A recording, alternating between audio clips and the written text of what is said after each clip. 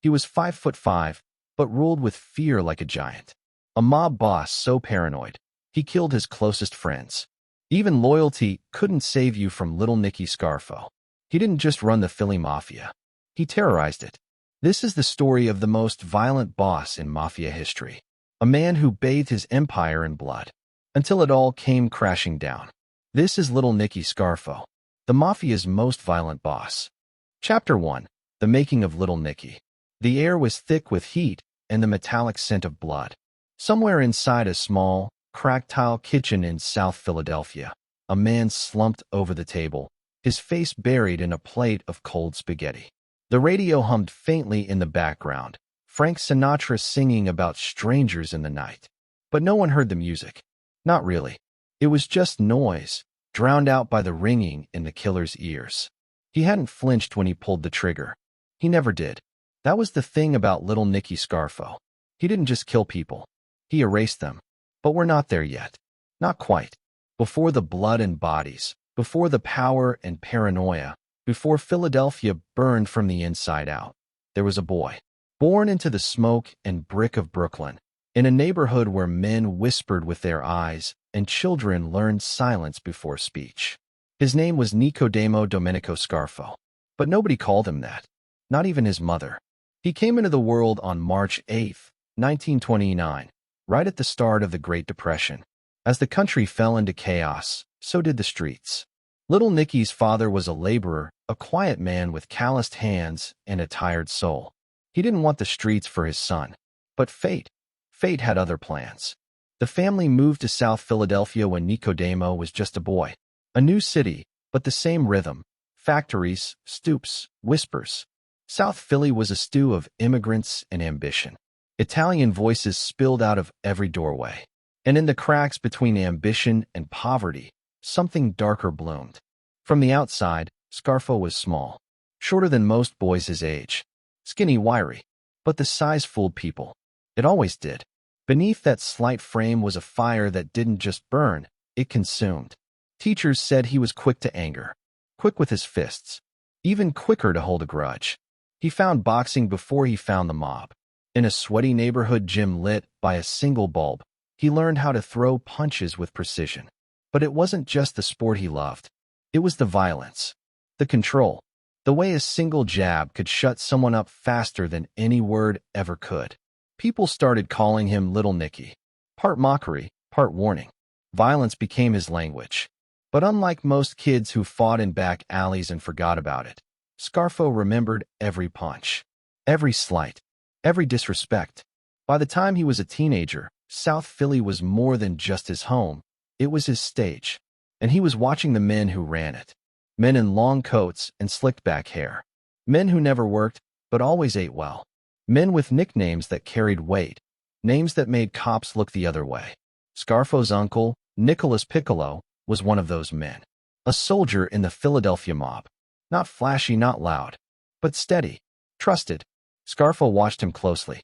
The way people treated him. The respect. The fear. And Scarfo wanted that. Not just wanted, itched for it. He started spending more time around the older guys. Not officially part of anything yet, but always hanging around. Offering to run errands. Drive someone. Deliver a message. He was a shadow in the corner. Listening. Learning. Waiting. But even in the shadows, Scarfo stood out. His temper made sure of that. There was a story about him throwing a meat cleaver at someone during a kitchen argument. Another about him punching a man at a wedding over a spilled drink. The details blurred over the years, but the message never did. Scarfo was dangerous. And not in a theatrical, mob movie kind of way. He was unpredictable, reckless. The kind of guy who didn't blink before throwing a punch, but never smiled after, either. He joined the mob in the early 50s. Officially inducted under the watch of Angelo Bruno, the Philadelphia boss known as the Gentle Don. Bruno didn't like Scarfo. Thought he was too unstable. Too loud. The Mafia had rules, unwritten, but ironclad. No drugs. No heat. And most of all, no unnecessary killing. Scarfo didn't care. He wasn't in it for tradition. He was in it for control. In 1963, Scarfo was convicted of manslaughter after stabbing a man to death during an argument at an Italian restaurant. It wasn't business. It wasn't ordered. It was pure rage, and it violated everything the mob stood for. As punishment, Bruno sent Scarfo into exile, banishing him to Atlantic City, which at the time was a dying town with boarded-up casinos and fading neon. It should have been the end of him. Most men would have disappeared into obscurity. But Scarfo wasn't most men. He turned exile into opportunity. In Atlantic City, he built a small empire from the ground up. Loan sharking, illegal gambling, protection rackets. He brought his cousin, crazy Phil Leonetti, into the fold. Trained him, molded him. Phil would become his right hand, his hammer, and one day, his betrayal. But those seeds were still being planted. Back in South Philly, Scarfo's name was still whispered, still feared. He visited often, quietly, never stayed too long. But people noticed. He hadn't just survived exile. He was thriving in it. And as Atlantic City began its rebirth in the late 70s, with legalized gambling and billion-dollar casinos, Scarfo was already in position. Still, the rage never left him. A former associate once said being around Scarfo felt like walking a dog with a ticking time bomb in its mouth. You never knew when it would go off. But when it did, you prayed it wasn't pointed at you. Even his own men were terrified. Scarfo didn't just give orders. He gave ultimatums.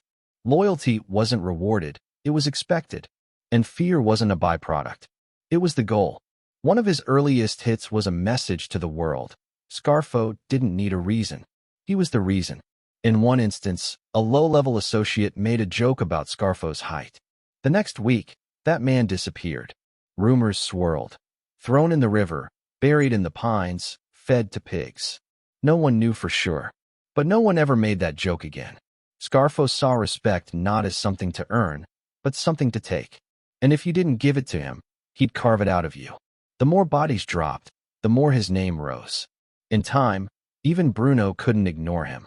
The gentle Don may have hated Scarfo's methods, but he understood one thing. In a world ruled by wolves, sometimes you needed a rabid dog. But not everyone agreed. Inside the Philadelphia mob, cracks were forming. Younger guys admired Scarfo's aggression. Older guys saw it as a threat. The tension was quiet, but it was growing. And Scarfo felt it. He'd walk into rooms and study who looked away first. He remembered names, faces, who laughed too loud, who didn't laugh at all. His mind was a scoreboard of slights, and he never left debts unpaid. He started keeping a list. Not a written one, nothing that could be found, but it was there, etched into the folds of his brain. A mental map of enemies, rivals, and future ghosts. His ambition was no longer about survival. It was about dominance. The streets whispered louder now. Scarfo wasn't just a soldier anymore. He was something else. A force. A storm that didn't ask for permission before it destroyed everything in its path. But storms have a center. A quiet eye. And at the heart of Scarfo's fury was something few ever saw. An emptiness. A boy who never felt big enough. Respected enough. Loved enough. So he built his empire not on loyalty, but on fear.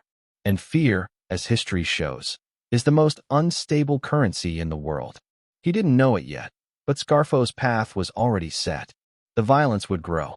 The betrayals would come. And the crown he sought would cost him everything. But first, there would be a spark. A single bullet, fired into the back of a respected mafia boss's head. A murder that would change the Philadelphia underworld forever. And open the gates for Scarfo's bloody rise to power. Chapter 2. A short man with a short fuse. The man on the floor wasn't moving. Blood pooled beneath his cheek, soaking into the wooden planks like spilled wine at a dinner party gone wrong. Around him, shattered glass glittered like a mosaic of violence. The bartender, still gripping the phone with trembling hands, whispered. He snapped. Just snapped. It wasn't the first time someone said that about little Nicky Scarfo. And it wouldn't be the last.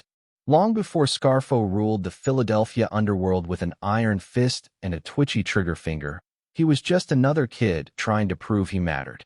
In a neighborhood full of men twice his size and 3 times his experience, he learned early that silence got you overlooked, but violence got you heard.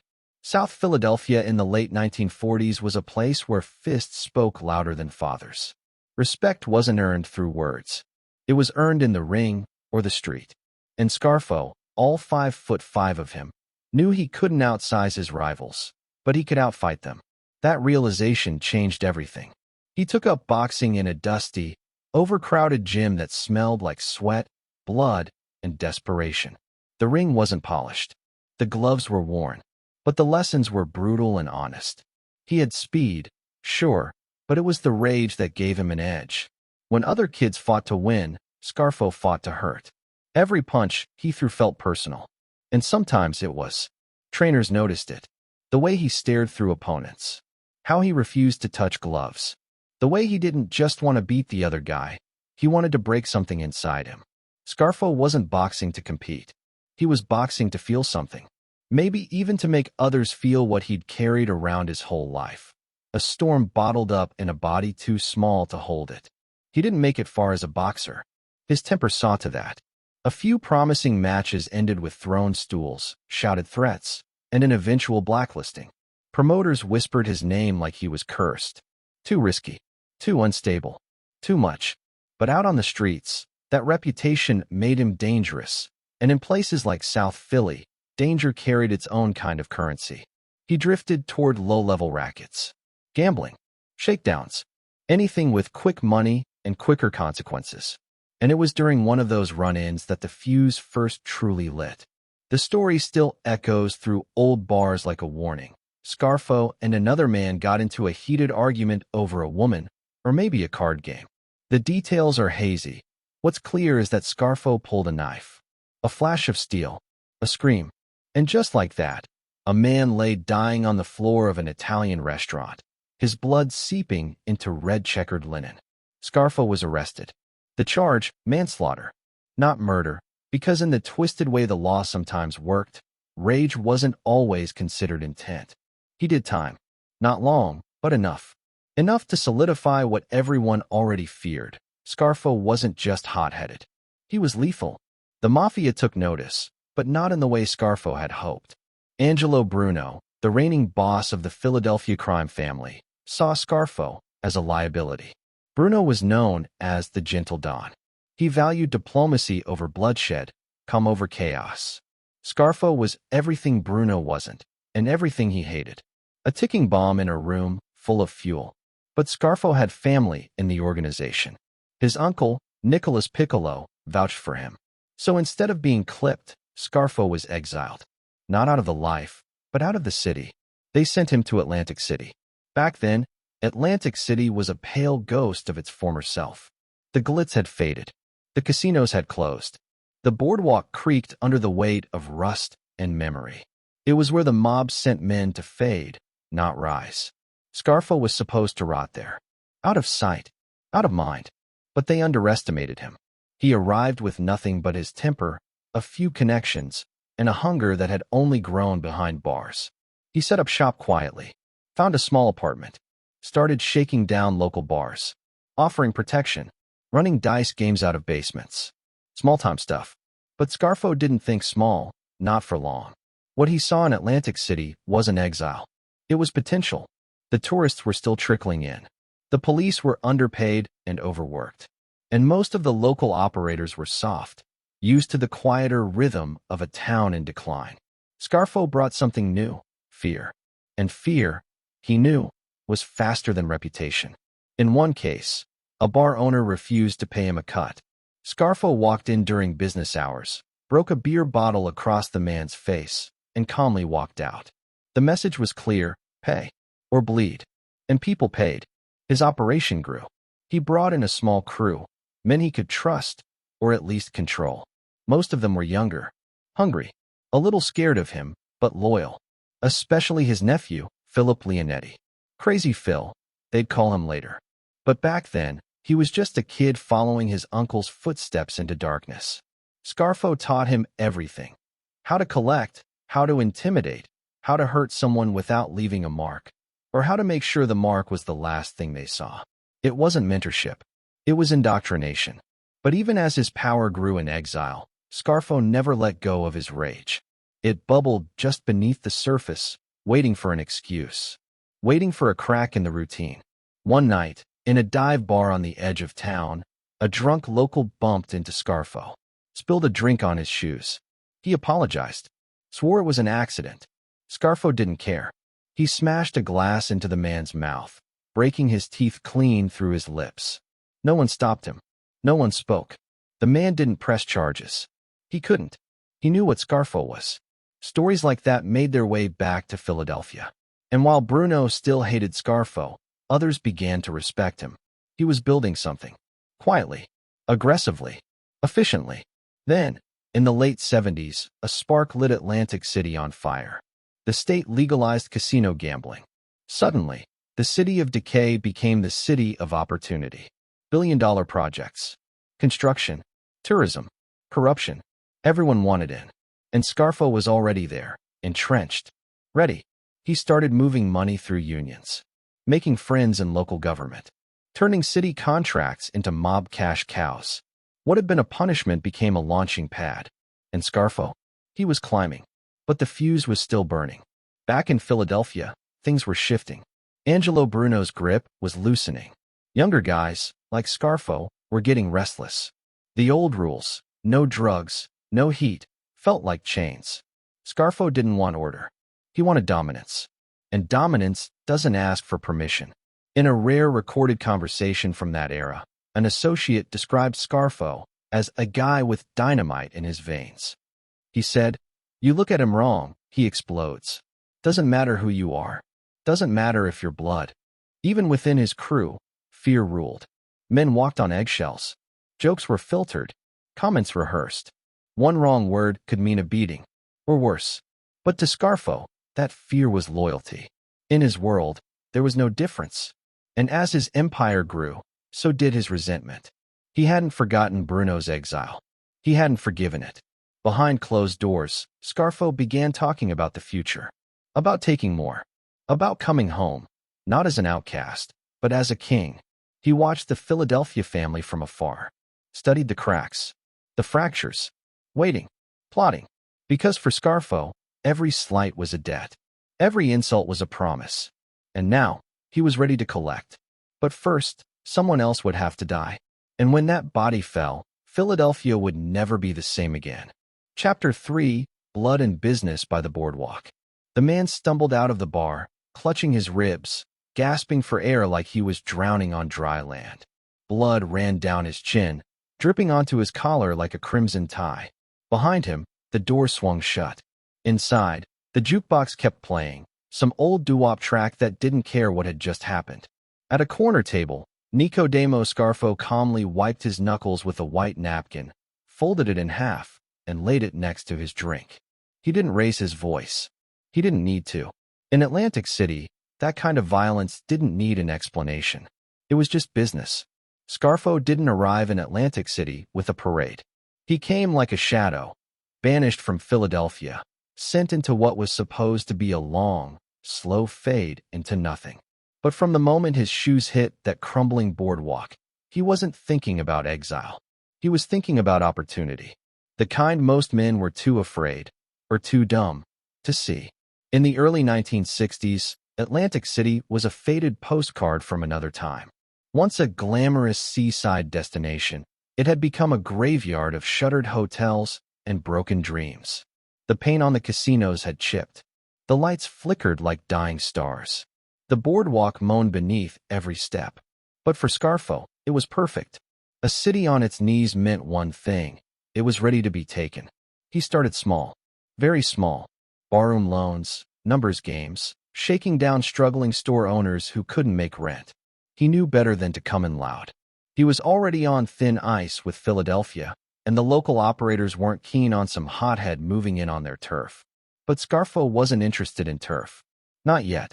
He was interested in leverage. He worked from the corners, quiet, observant. His first racket was a loan sharking operation run out of the back of a pizza shop on Atlantic Avenue.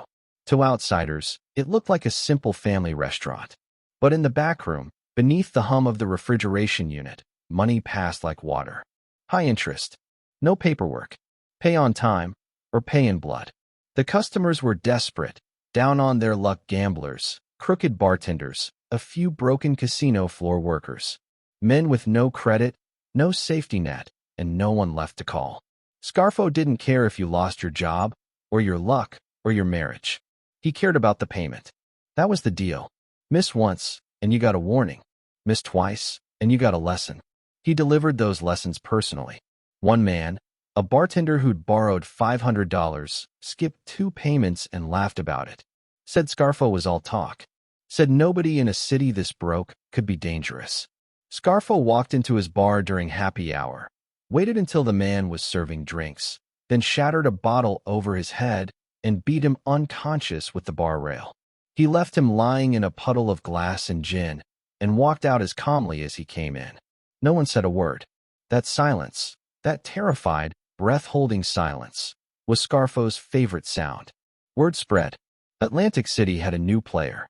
Small, violent, and unpredictable. He wasn't flashy. He didn't wear loud suits or drive big cars. But the scars he left were loud enough. He had a code, but it was warped. Respect wasn't given, it was demanded.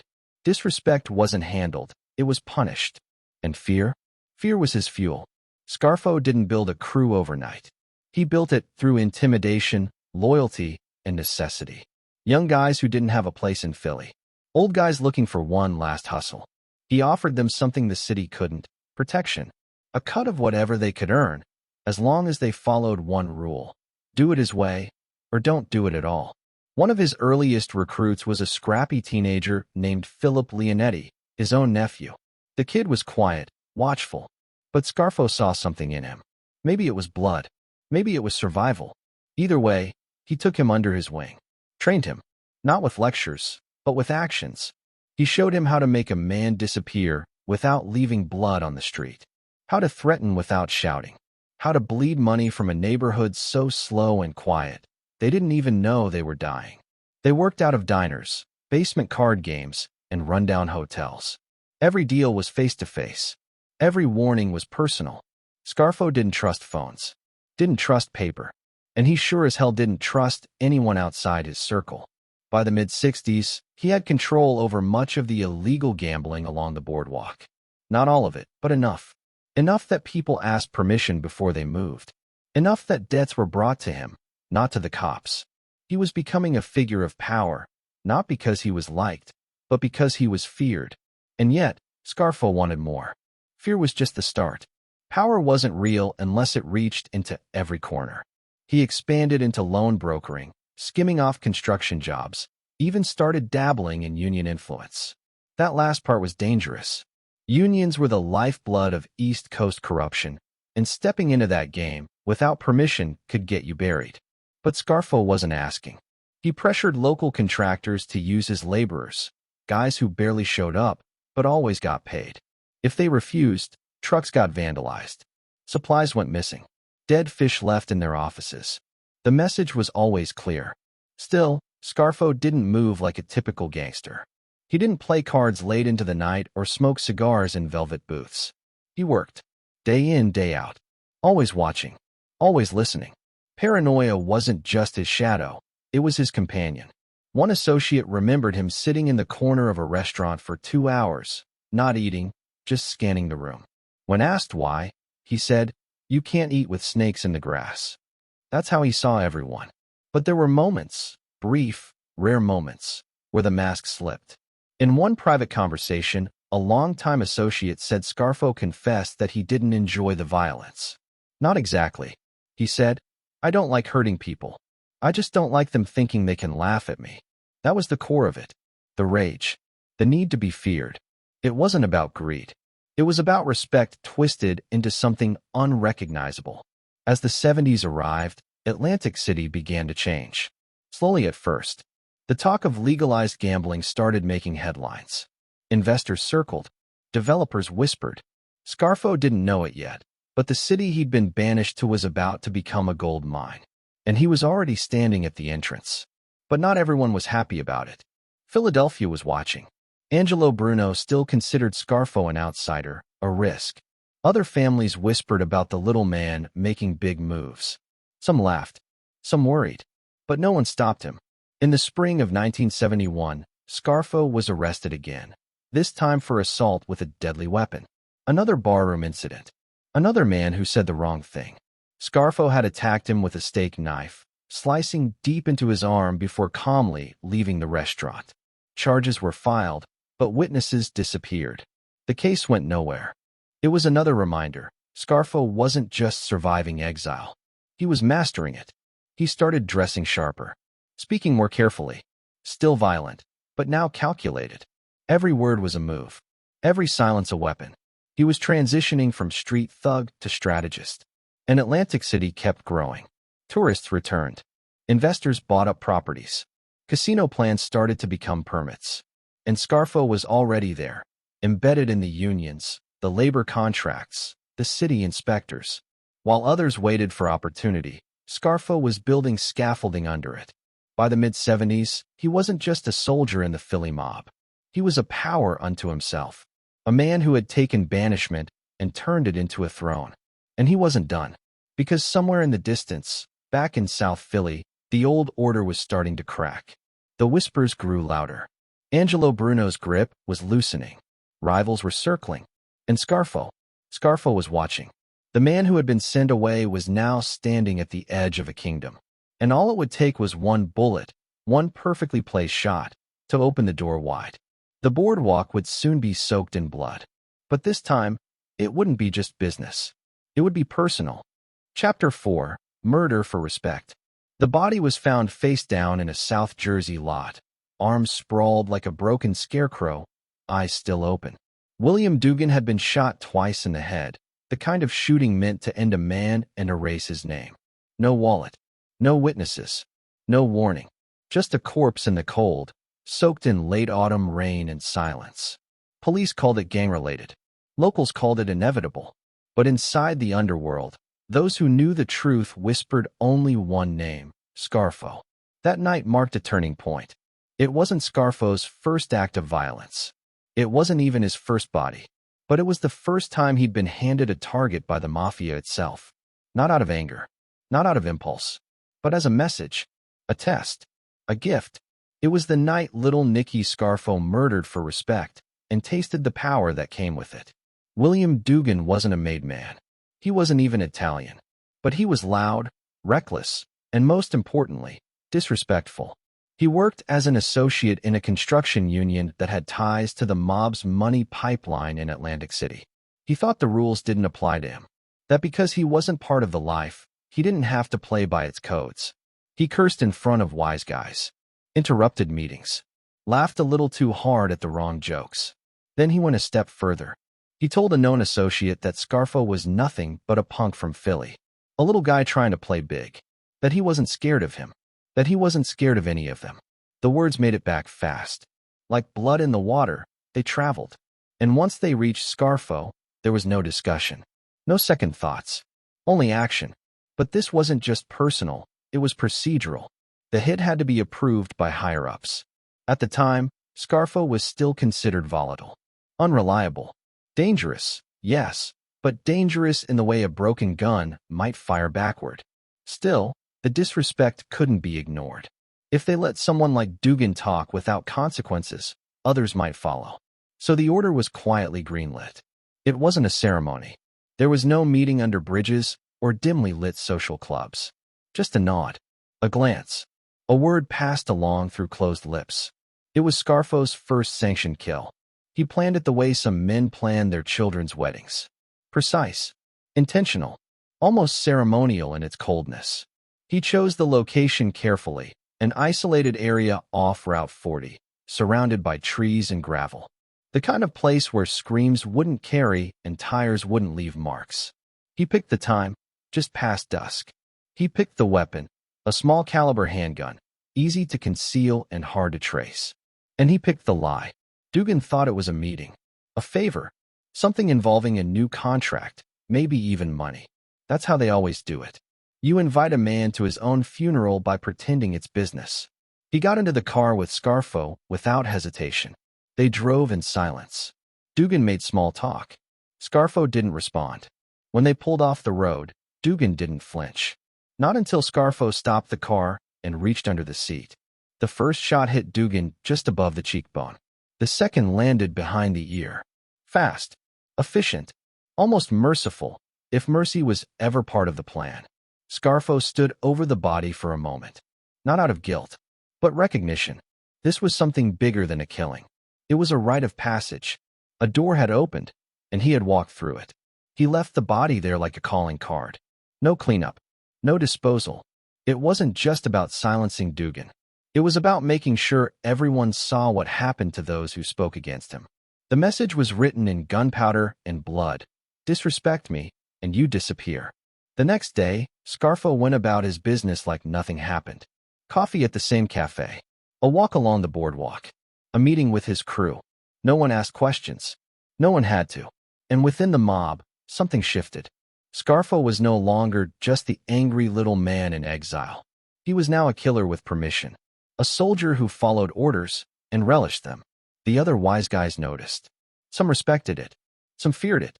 But none ignored it. Killing changes a man. But for Scarfo, it didn't change him. It completed him.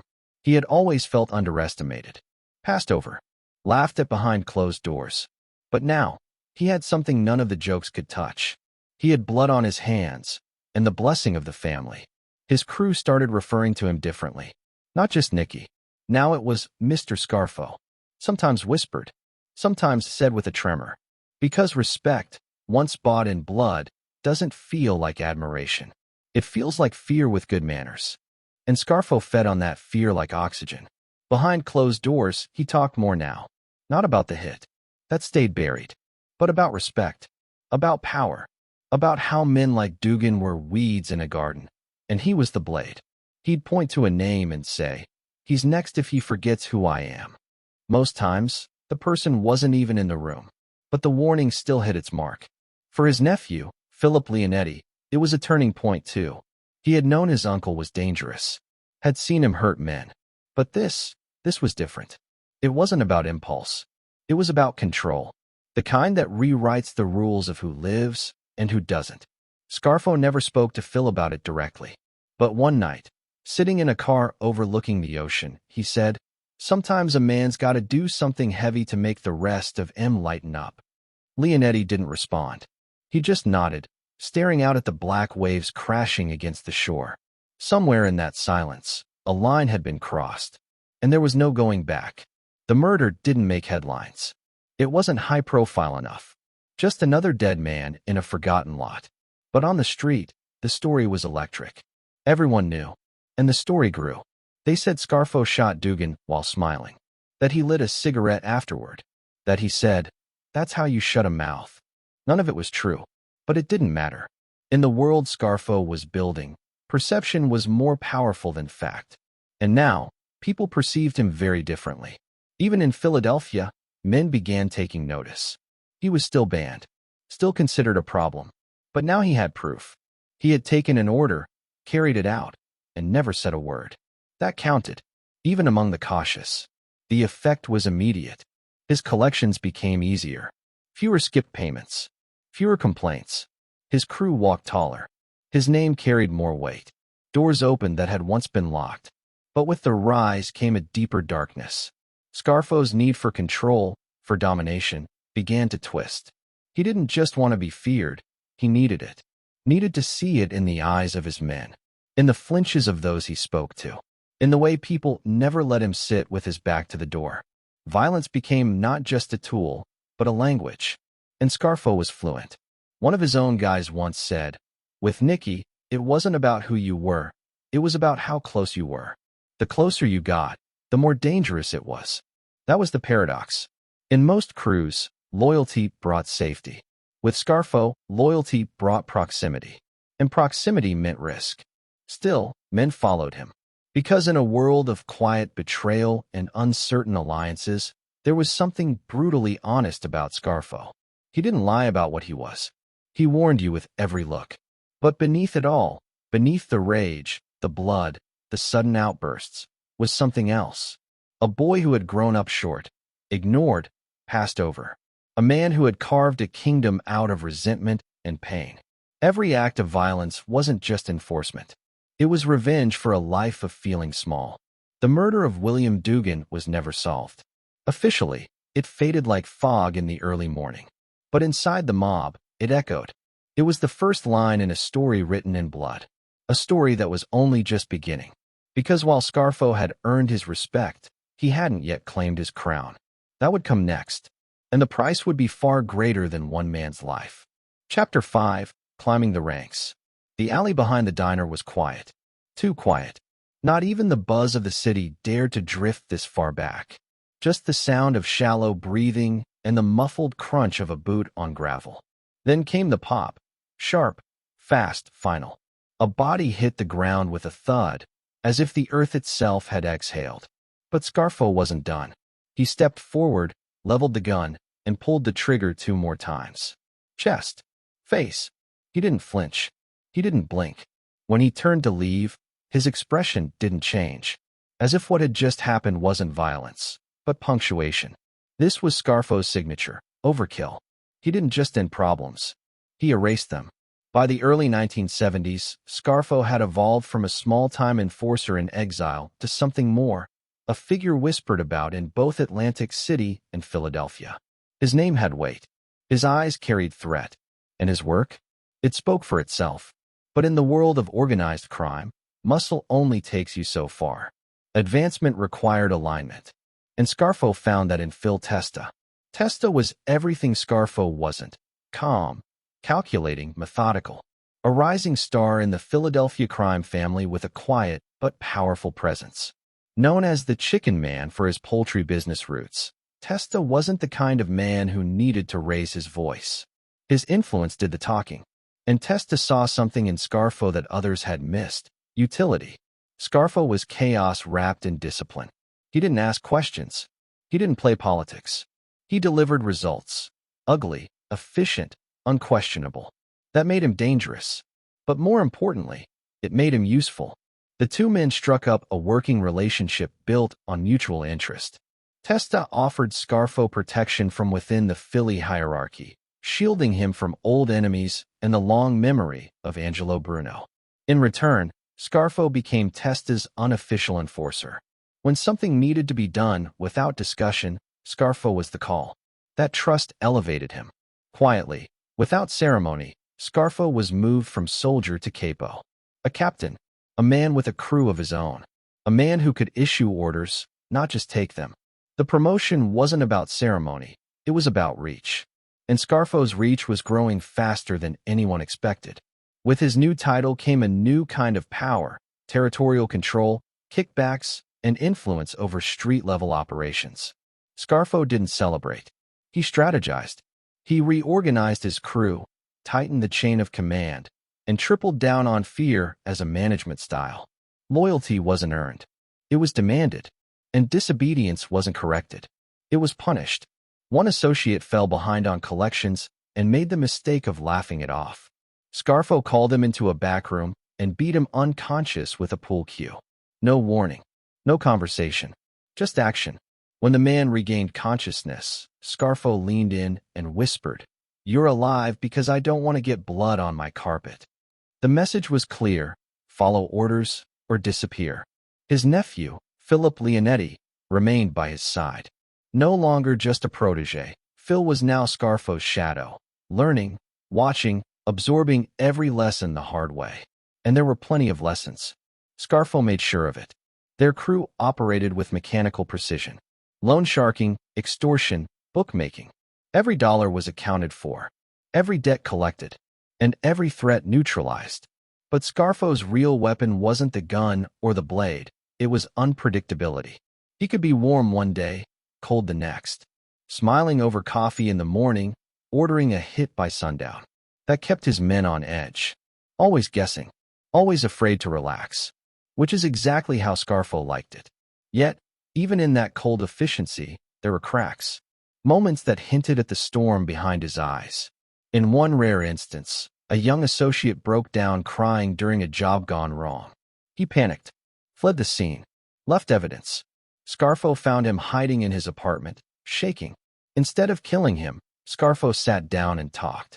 For hours. Calm, almost kind. Then, when the associate finally stood to thank him, Scarfo shot him in the stomach. Watched him bleed, lit a cigarette, and walked out. Respect, Scarfo believed, wasn't something you explained. It was something you enforced. His reputation grew beyond Atlantic City. In Philadelphia, where Angelo Bruno still clung to his code of old-school calm, younger men began looking towards Scarfo with interest. He represented something different. Not tradition, but transformation. A shift from quiet diplomacy to raw, unapologetic violence. That shift terrified the old guard. Bruno had always feared men like Scarfo, men who didn't understand the value of restraint. But there was little he could do. Scarfo had insulation now, allies, a growing income stream, and more importantly, Phil Testa's blessing. By 1978, the Philadelphia family was beginning to fracture. Bruno's cautious rule, once admired, now felt outdated. He refused to get involved in drug trafficking, a decision that cost the family millions in potential profit. Younger members grew restless, greedy, ambitious, and Scarfo waited. He didn't need to plot.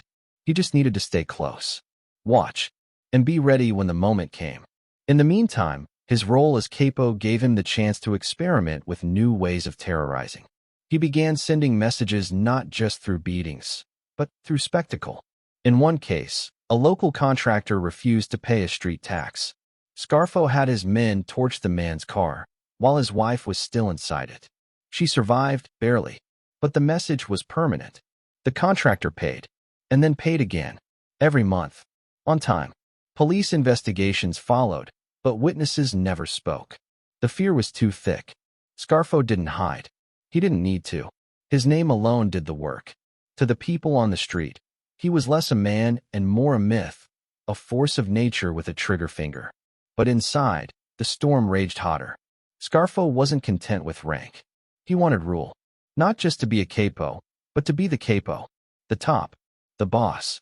And with the winds shifting inside the Philadelphia family, that dream didn't feel so distant anymore. Phil Testa's influence helped position him. Testa's own rise, step by careful step, brought Scarfo closer to the throne without ever making a move. It was strategic, calculated, almost surgical. Still, Scarfo wasn't a politician. He didn't kiss rings or broker peace. He reminded people who he was through action.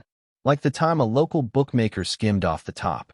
Scarfo invited him to dinner, smiled through the pasta course, then had his men strangle him in the parking lot while he finished dessert. When asked why he didn't just talk to the guy, Scarfo said, "I don't talk to thieves. I bury them." That was Scarfo in a sentence. The more bodies dropped, the more power he absorbed. Because in the Mafia, survival wasn't just about loyalty. It was about capability. And Scarfo was proving himself more capable and more ruthless than anyone expected. But even those closest to him began to wonder, how far was too far? Inside his own crew, the tension grew. Men who once laughed in his presence now avoided eye contact. Conversations stopped when he entered a room, not out of respect, but out of fear.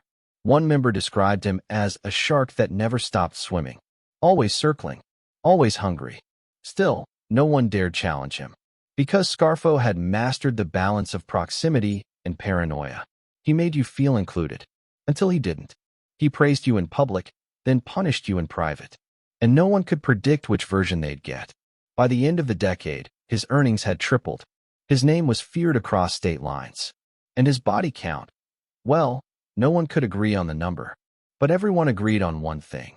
Scarfo wasn't just climbing the ranks. He was leaving scorched earth behind him as he went. But power doesn't rise without resistance. And while Scarfo was gaining ground, Angelo Bruno was losing it. The streets were shifting. The old man's grip was loosening. And the vultures were circling. Scarfo didn't need to push. Not yet. He just needed to wait for gravity to do its work.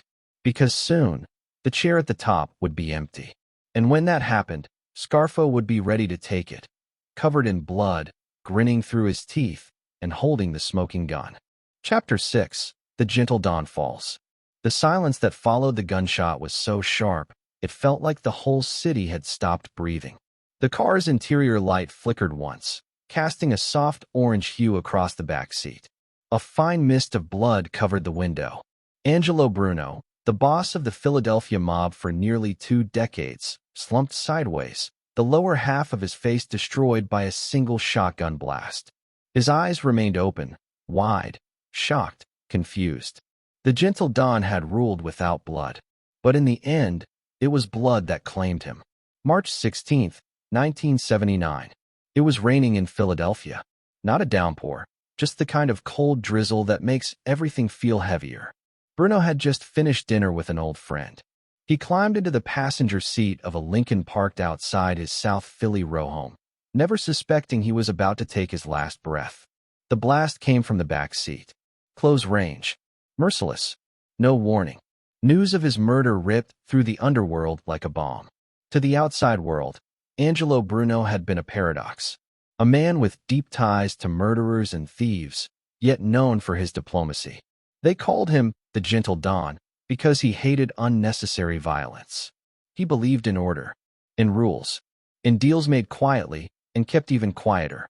Under his leadership, the Philadelphia mob had been unusually stable, profitable, organized, and discreet. But inside the organization, that same restraint had bred resentment. Bruno's refusal to allow drug trafficking, despite the enormous profits it promised, had become a sticking point for many of the younger, hungrier members. They watched other families get rich off heroin while Philadelphia's doors stayed closed. They gritted their teeth, waited, plotted. One of them was his consigliere, his own trusted advisor, a man named Antonio Caponegro. Quiet, strategic, ruthless. He believed Bruno's time had passed, that the family needed blood to stay alive. And so, without permission from the commission, the Mafia's national ruling body, he gave the green light. The result was an earthquake, not just for the Philly mob, but for organized crime across the country. Bruno's death marked the end of one era and the violent birth of another. Scarfo wasn't directly involved in the hit. He wasn't in the car. He didn't pull the trigger. But he felt the tremors instantly. The man who had exiled him to Atlantic City, the old boss who had considered him too reckless, too unstable, was now gone. Executed in his own neighborhood. And with Bruno's death came something Scarfo had been waiting for all his life, an opening. The Philly mob was suddenly a ship without a captain. Chaos seeped in. Old alliances frayed. New players emerged, each hungry for the top seat. Caponegro, the very man who had orchestrated the hit, expected to take over. But the Mafia doesn't forgive disrespect. Not at that level. Within weeks, Caponegro's body was found stuffed in the trunk of a car in the Bronx, naked, beaten, and riddled with bullets. His mouth was stuffed with dollar bills. A message from the commission: you don't kill a boss without permission and expect to live. It was a warning, and it worked. The vacuum left by Bruno's murder didn't bring unity. It cracked the family open like a split skull. Violence became routine. Hits were ordered with less caution. Arguments were settled not in back rooms, but with bullets on the streets. The body count climbed, week by week. And into that chaos stepped Phil Testa. Testa, the man who had once mentored Scarfo, was now named boss by the commission, a move meant to stabilize the city and return some sense of order. He was respected, connected, and more willing to evolve than Bruno had been. Scarfo immediately aligned himself behind him. Testa's rise was Scarfo's golden ticket. The man who had once shielded him from the shadows now stood at the top. And with that elevation, Scarfo's influence expanded overnight. He became more than just a capo. He became essential. Testa knew Scarfo's methods, knew he was volatile, but he also knew something more important. Scarfo got results. In a world spinning into bloodshed, results mattered more than reputations. Under Testa, Scarfo was given greater autonomy. His Atlantic City operations flourished. With legalized gambling spreading, union contracts, construction deals, and political bribery became lucrative sources of income. And Scarfo, with his unique brand of fear-based management, ensured every cent flowed upward. But the streets of Philadelphia told a darker story. Bruno's murder had set off a chain reaction. Revenge killings, power grabs, allegiances forming and dissolving in a single night. The old Mafia rules, respect, discretion, restraint, were unraveling. Scarfo saw opportunity in that unraveling. While other capos worried about alliances, Scarfo tightened his circle. Trusted only blood, like his nephew Phil Leonetti. He kept his crew lean, paranoid, efficient. Every man in his orbit was both protected and watched. No one moved without his say-so. But beneath his growing confidence lay a brutal lesson. If the Mafia could kill a Don as respected as Bruno, then no one was safe. Paranoia crept deeper into Scarfo's bones. He changed his routines. Never sat with his back to a door. Never used the same restaurant twice in a row. His calls were short. His meetings shorter. Every friend was a potential traitor. Every smile a mask. And yet, even as he armored himself against betrayal, his ambition only grew. Testa's leadership, though strong, lacked Scarfo's brand of absolute control. Scarfo didn't just want power, he wanted fear. Fear that walked into a room before he did. Fear that kept men from even thinking his name without permission. He began flexing in small but pointed ways. A local bookmaker, late on payments, found his daughter's dog hanging from the porch swing. A builder who tried to bypass mob labor contracts woke up to find his wife's jewelry buried in concrete outside his office. These weren't just threats. They were psychological warfare. Scarfo was building a kingdom not just of profit, but of terror. Still, Testa's position remained secure. For the moment. But Scarfo was watching the clock. He knew how fast things turned in this world. Bruno had sat in power for almost 20 years. And one night, gone. Testa, though stronger, was vulnerable in ways he couldn't see. Too trusting. Too rooted in old loyalties. And Scarfo trusted no one. As 1979 turned into 1980, the scars left by Bruno's assassination refused to heal. Old school guys retreated. New school guys attacked. Bodies kept dropping. And through it all, Scarfo positioned himself not as a peacemaker, but as a survivor. He didn't speak at Bruno's funeral. He barely attended. But he watched. Studied who hugged who stood where, who smiled too wide. Because in this world, a funeral wasn't just mourning, it was maneuvering. And Scarfo was always maneuvering. The streets had changed. The family had changed. The rules were gone. Angelo Bruno's blood had washed away the old order. And in the shadows of that collapse, Scarfo sharpened his knives. Because he understood something the others didn't. Murder wasn't a last resort. It was a language. And Scarfo, he was about to speak it fluently. The war was just beginning. Chapter 7. The Chicken Man blows up. The explosion shook the street like a thunderclap from hell. Windows rattled for blocks. A dog began barking. Then came silence. Unnatural, loaded, thick. On the front steps of a quiet row house in South Philly, a body lay twisted and broken. Shards of flesh were scattered across the porch. Nails, hundreds of them, embedded in brick, wood, and bone. The man who'd been blown apart was Phil Testa, head of the Philadelphia crime family. They called him the Chicken Man. And now, his feathers were everywhere. It was March 15th, 1981. Less than 2 years after Angelo Bruno's execution, his successor was murdered in his own home by his own men. Not with bullets in the dark, not with poison in a drink, but with a homemade nail bomb placed under his front porch. A weapon meant not just to kill, but to send a message written in blood and iron. No one is untouchable. For Scarfo, the news didn't come as a surprise. It came as confirmation. He had sensed it coming. The paranoia, the murmurs, the power plays. In a world like theirs, violence was never random. It was strategic, and in this case, surgical. The kind of killing that took planning, access, and a deep willingness to break every rule the Mafia once held sacred. Phil Testa had been more than a boss. He'd been a lifeline. The man who gave Scarfo a second chance, pulled him out of exile, and elevated him from soldier to capo. Testa wasn't soft, but he wasn't savage. He wanted order, profit, structure. And in doing so, he walked the same tightrope Bruno had. A little more flexible, sure, but still balanced between tradition and ambition. Scarfo respected him in his way. But Scarfo also understood something Testa didn't. In a world now ruled by greed and speed, old-school leadership was a liability. Still, a nail bomb? That was something else entirely. It wasn't just murder. It was spectacle. A warning disguised as a headline. This wasn't about removing a boss. This was about humiliating one. And the message hit Scarfo harder than most. It could be you next. The man behind the blast, though not immediately named, was a familiar figure in the underworld. A capo named Peter Casella, once trusted by Testa, had secretly aligned with another hungry player, Frank Narducci. They'd grown restless under Testa's rule. Wanted more territory, more control. Scarfo knew the type. Men who smiled at you while calculating your funeral.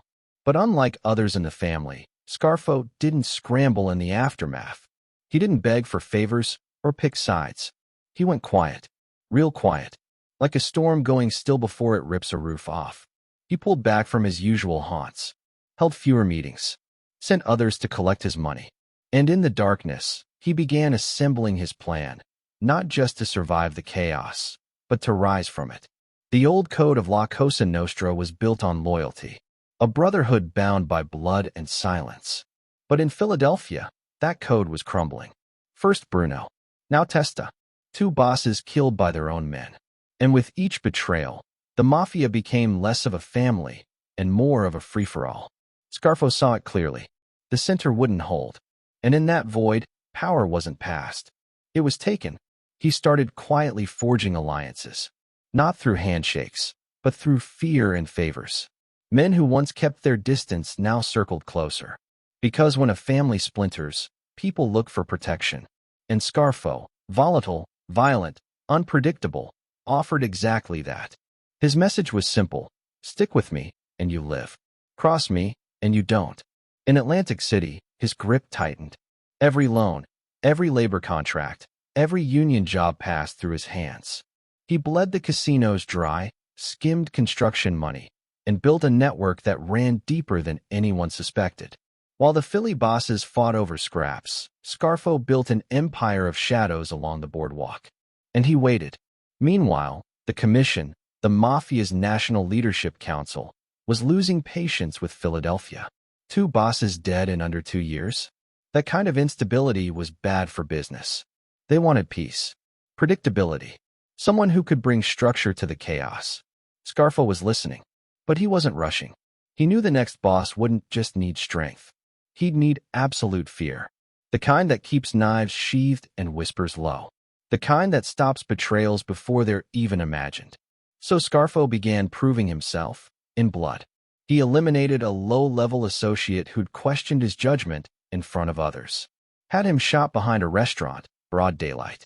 No warning. Just bang, on the sidewalk. Message received. Then a rival capo went missing. His body was found a week later in a dumpster, hands severed. The symbolism wasn't lost on anyone. Don't touch what's mine. Each killing wasn't just a move. It was a message to the Commission and to the crew back in Philly. Scarfo wasn't afraid to lead in the way others wouldn't. Through terror, through certainty, through the language of finality. And the more blood he spilled, the more men began shifting behind him. Phil Leonetti, still loyal to his uncle, began acting as a buffer, handling meetings, smoothing over tensions, extending Scarfo's influence without exposing him directly. But Leonetti saw the change too. His uncle wasn't just climbing anymore. He was conquering. Back in South Philly, the Testa murder was still sending aftershocks through the street. Peter Casella and Frank Narducci, now exposed as traitors, found themselves isolated. One fled, the other was executed. Their coup had failed. And just like that, Scarfo saw his moment. He moved quickly, decisively, reached out to key players, promised profit, protection, and punishment. All three, whatever they needed to hear. But he never promised peace. That wasn't his style. By late 1981, Scarfo positioned himself as the only viable option to lead. Not the most diplomatic, not the most traditional, but the most feared. And in this new Philadelphia, where rules were buried beside the men who followed them, fear was the only currency that mattered. Behind closed doors, the Commission approved it. Nicodemo Little Nikki Scarfo was now boss of the Philadelphia crime family, and the city would never breathe the same again. But power wasn't the prize, it was the trigger. Scarfo had clawed his way up through blood, fire, and betrayal. Now, he had the throne. But the throne came with weight. And enemies. The kind you can't always see coming. The kind who don't knock before they strike. And as Scarfo looked out over his crumbling kingdom, built on violence, held by fear, He knew something that few men in his position ever admit. Taking power was easy. Keeping it would require even more blood. Chapter 8. Scarfo seizes the throne. He didn't sit on a gold throne. There was no coronation, no parade of loyalty, just a leather chair in a dark room above a sandwich shop in Atlantic City, and a man with a loaded pistol under the table. That's where Nicodemo Scarfo became boss. No ceremony, just silence, tension, and a nod from the men who feared him most. It was 1981, just weeks after Phil Testa's body had been scraped off his front porch. Scarfo had spent the months prior circling like a shark, silent, focused, methodical. Now, the blood had settled. The threats had either been buried or exiled. And Scarfo moved in, not like a leader, but like a predator. He didn't inherit the family. He took it. And from the moment he did, the rules changed. Gone were the days of quiet diplomacy, of handshakes in parking lots and whispered deals in the backs of bars. Scarfo didn't govern with negotiation. He governed with terror. Every word he spoke carried weight. Every silence, even more. He wasted no time consolidating power.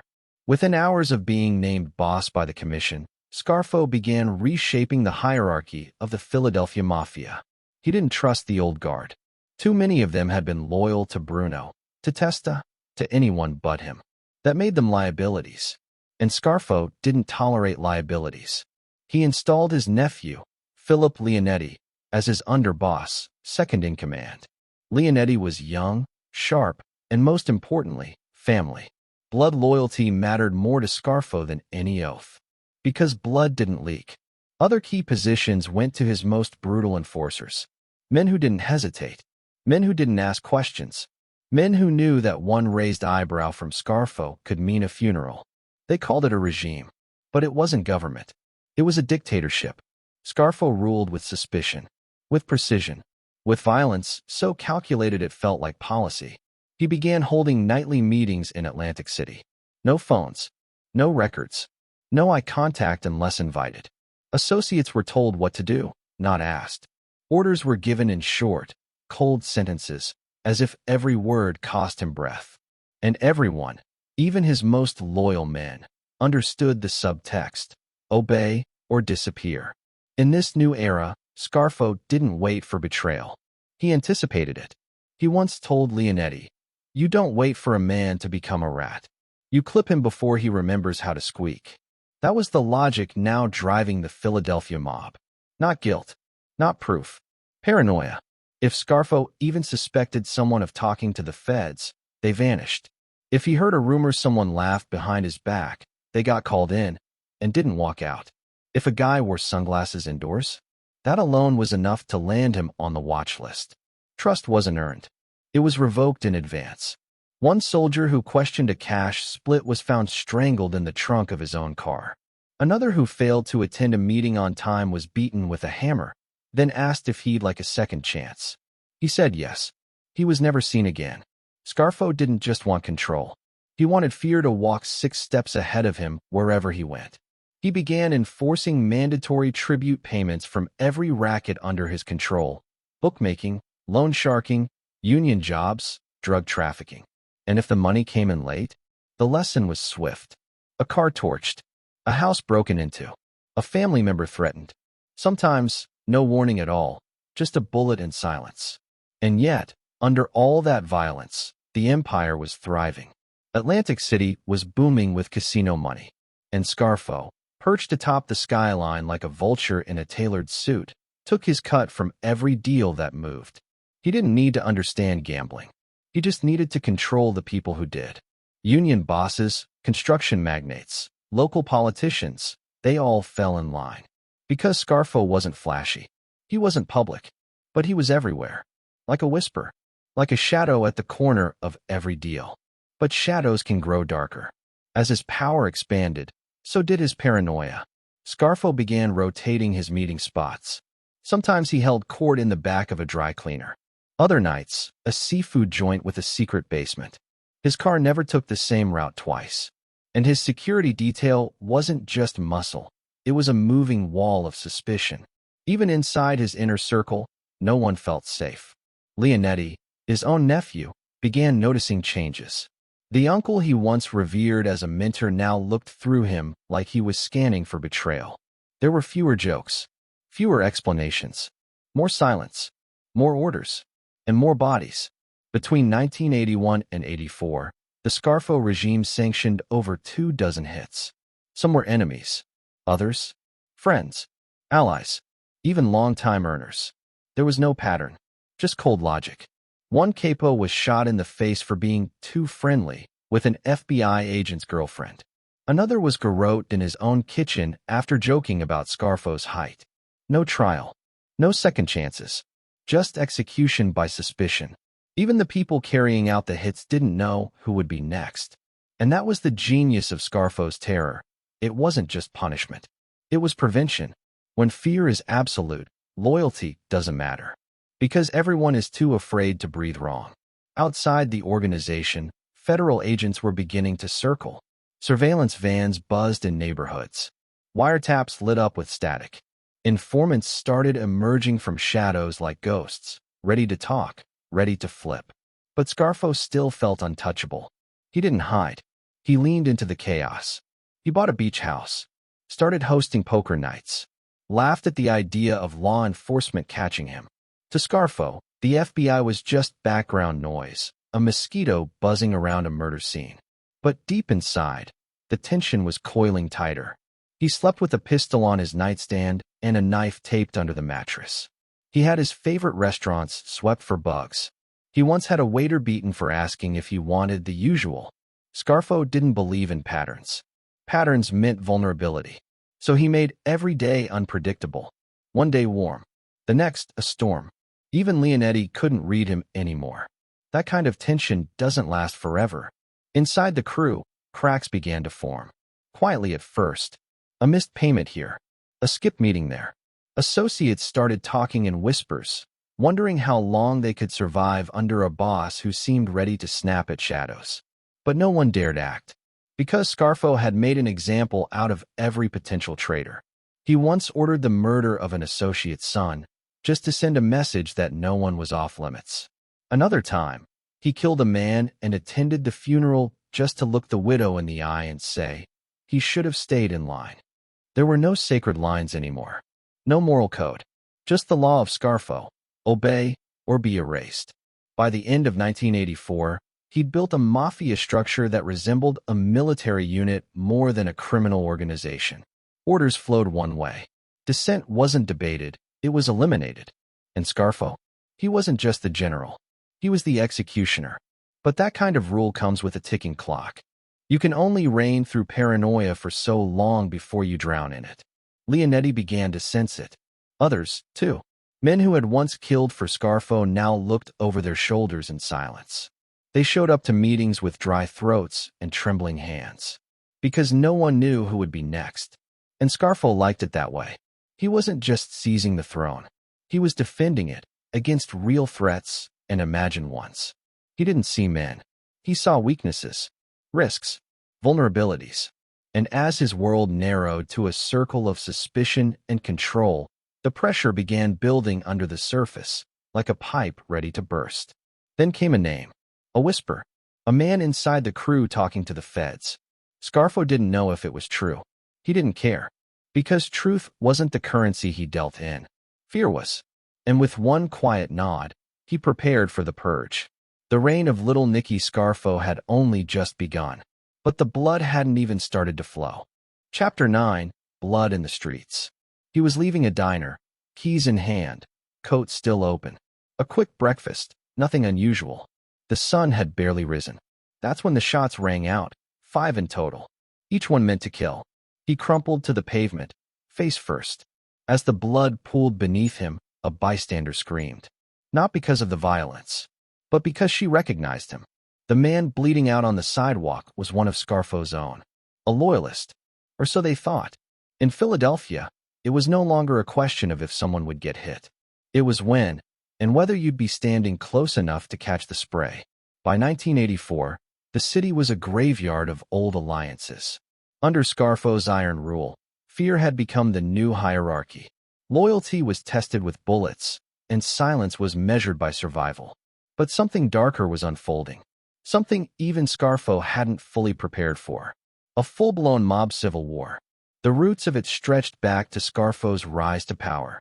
When he took over, he didn't just install loyalists. He bulldozed anyone who didn't bow. That meant men like Harry Riccobene, an old-school mobster who refused to kneel. Riccobene wasn't just stubborn. He was strategic, quiet. But he had one fatal flaw. He underestimated Scarfo's need for absolute control. It started with words. Riccobene whispered that Scarfo was unstable, that he ruled with paranoia, not principle, that his reign would burn out fast. Scarfo heard the whispers, and in his world, whispers were louder than screams. So he sent a message. A Riccobene associate was gunned down in a parking lot. No robbery, no theft, just murder with precision. It was Scarfo's way of saying, I heard you. But Riccobene didn't back down. He doubled down. He started building a faction of his own. Old friends, quiet earners, men who hated the way Scarfo ran the family like a dictatorship. They weren't trying to take over. They just wanted to survive without kneeling. But in Scarfo's world, neutrality didn't exist. You were with him, or you were dead. The Riccobene War, as it would come to be known, wasn't just a feud. It was a purge. Street corners turned into execution zones. Bars became ambush sites. One of Riccobene's men took a bullet to the head while buckling his daughter into her car seat. Another was found in a landfill, hands duct-taped behind his back, mouth stuffed with rags. He'd been tortured before the kill. Scarfo wanted every enemy erased. Not just dead, but forgotten. Phil Leonetti, still Scarfo's underboss and closest confidant, began to question the logic. They were killing faster than they were earning. The streets weren't just bloody. They were on fire. And it wasn't just Riccobene's crew. There was another threat looming. One closer. One with deeper roots. The Stamfa faction. John Stamfa had once been Bruno's driver. He was respected, calculating, and patient. For years, he'd kept a low profile, waiting out the chaos. But as Scarfo's reign grew more erratic, more violent, more drenched in paranoia, Stamfa began quietly assembling his own power base.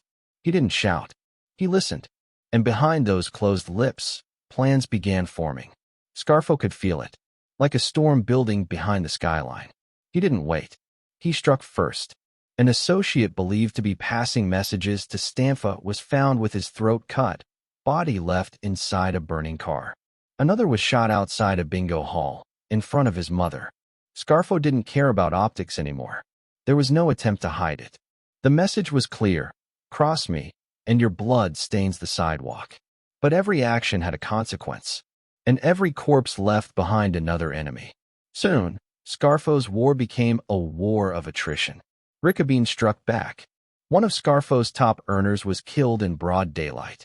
A car pulled up beside him, the window rolled down, and a shotgun blast blew half his chest away.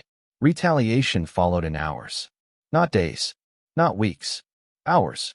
Scarfo ordered a hit on Riccobene's brother, Robert. The plan was precise: ambush him outside his house. But the hit went sideways. Robert survived. And worse, he flipped. He walked straight into the arms of federal prosecutors and laid it all out. Names, faces, dates. He gave the feds a roadmap into the war and into Scarfo's world. For Scarfo, betrayal from outside was expected. But betrayal from within? That lit a fire he couldn't control. He didn't just want Riccobene dead. He wanted him erased from memory. Every known associate of the Riccobene crew was targeted. Safe houses were raided. Apartments were set on fire. One man, suspected of hiding a faction loyalist, had his fingers broken one at a time with a claw hammer. The streets were no longer ruled by La Cosa Nostra. They were ruled by carnage. Even civilians started noticing. Funeral homes were booked solid. Hospitals reported spikes in gunshot trauma. And still, Scarfo pushed forward. More hits, more blood, more silence. But the war was hollowing out the family from the inside. Money was drying up. Casinos in Atlantic City were pulling back. Political connections were fraying. And the feds, they were everywhere. Still, Scarfo refused to blink. He moved with double the security. Stopped trusting almost everyone. Even Leonetti felt the shift. His uncle's once-controlled rage had become something darker, wild, unpredictable. He spoke less, slept less, drank more, and every conversation ended with the same phrase: "You never know who's listening." Then came the final blow in the Ricabene War. One of Ricabene's last loyal men, Joseph Padula, was captured by Scarfo's crew. They didn't kill him. Not immediately. They tortured him, pulled out his teeth, broke his legs, filmed the whole thing on grainy VHS tape. Then they left the tape on a federal agent's doorstep. The message was less about intimidation and more about madness.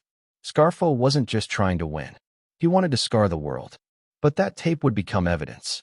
And while the blood war burned in the streets, the feds were quietly building the biggest Rico case Philadelphia had ever seen.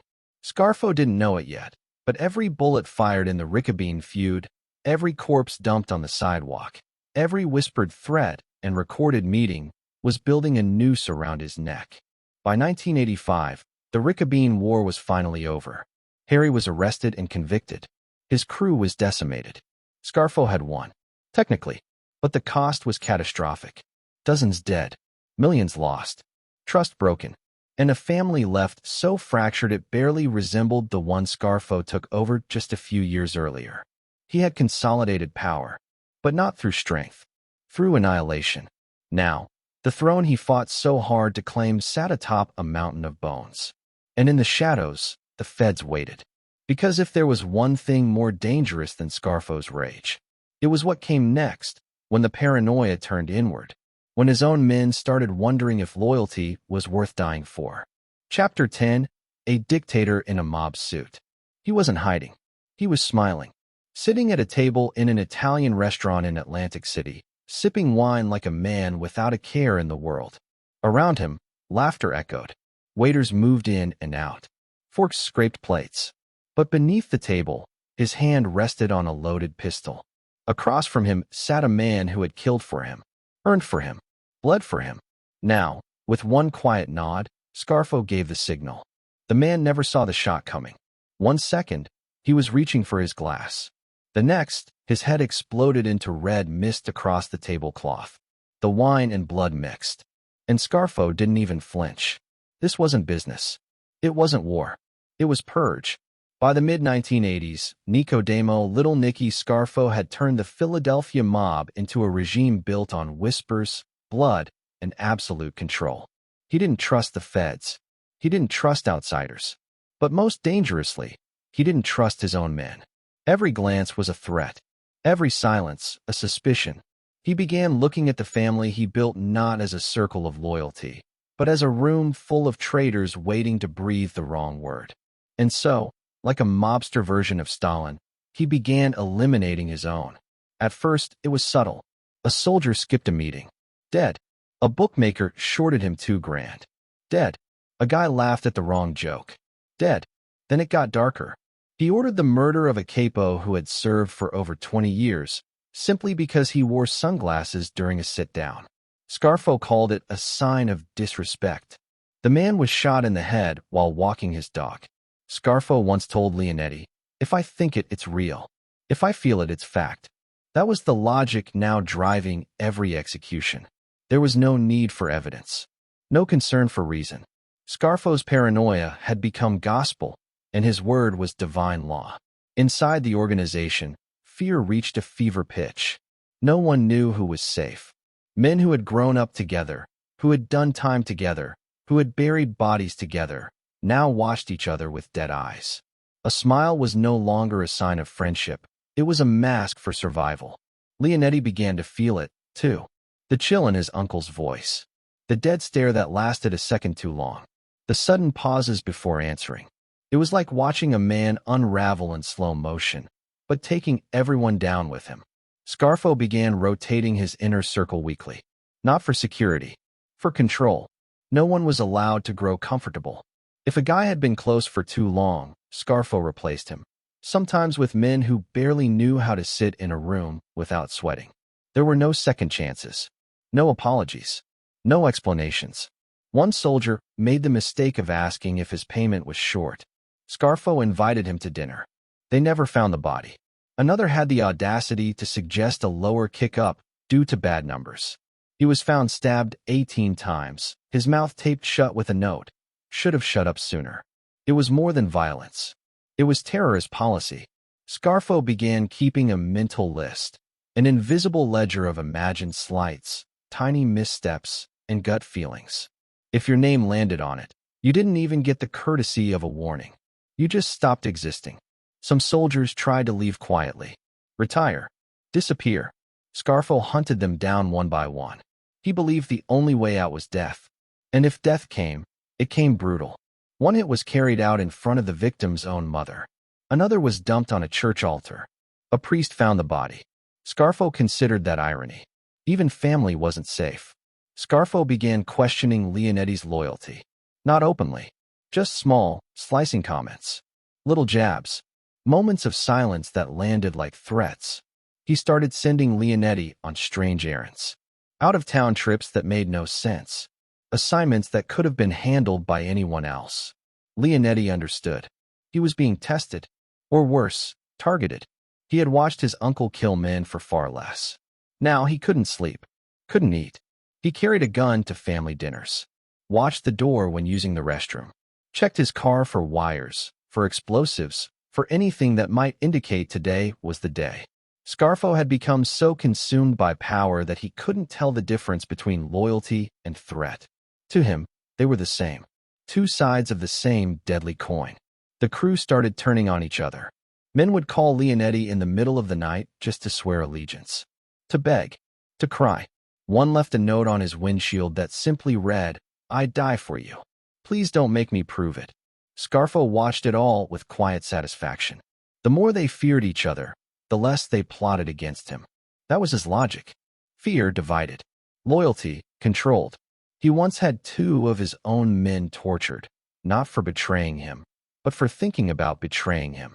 He told the crew, "If you entertain the thought, you've already crossed the line." It was a line that no one could see anymore. One day you were Scarfo's golden boy, the next a ghost. And while all of this was happening behind closed doors, the feds were listening.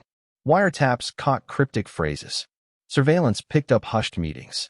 Informants began to whisper, not because they hated Scarfo, but because they feared they'd be next. Even the commission grew uneasy. Scarfo had turned Philadelphia into a war zone, but now it was something worse, a morgue with a zip code. He had no interest in diplomacy. He ignored traditional channels, blew off sit-downs, refused to answer calls. He believed the Mafia should be ruled like a kingdom, where the boss was more executioner than statesman. And if that kingdom was built on blood, so be it. The FBI began building a psychological profile. What they saw was chilling. A man with no remorse, no moral compass. A leader who saw murder not as a last resort, but a daily ritual. One agent called him the most dangerous man in America with the least press. Because Scarfo didn't want to be known. He wanted to be feared. He didn't hold press conferences, didn't throw money around, didn't hang out with celebrities. His wealth wasn't flashy. It was hidden, layered under dummy corporations, offshore accounts, and cash that never saw daylight. But what he lacked in style, he made up for in savagery. The body count rose. Morale dropped.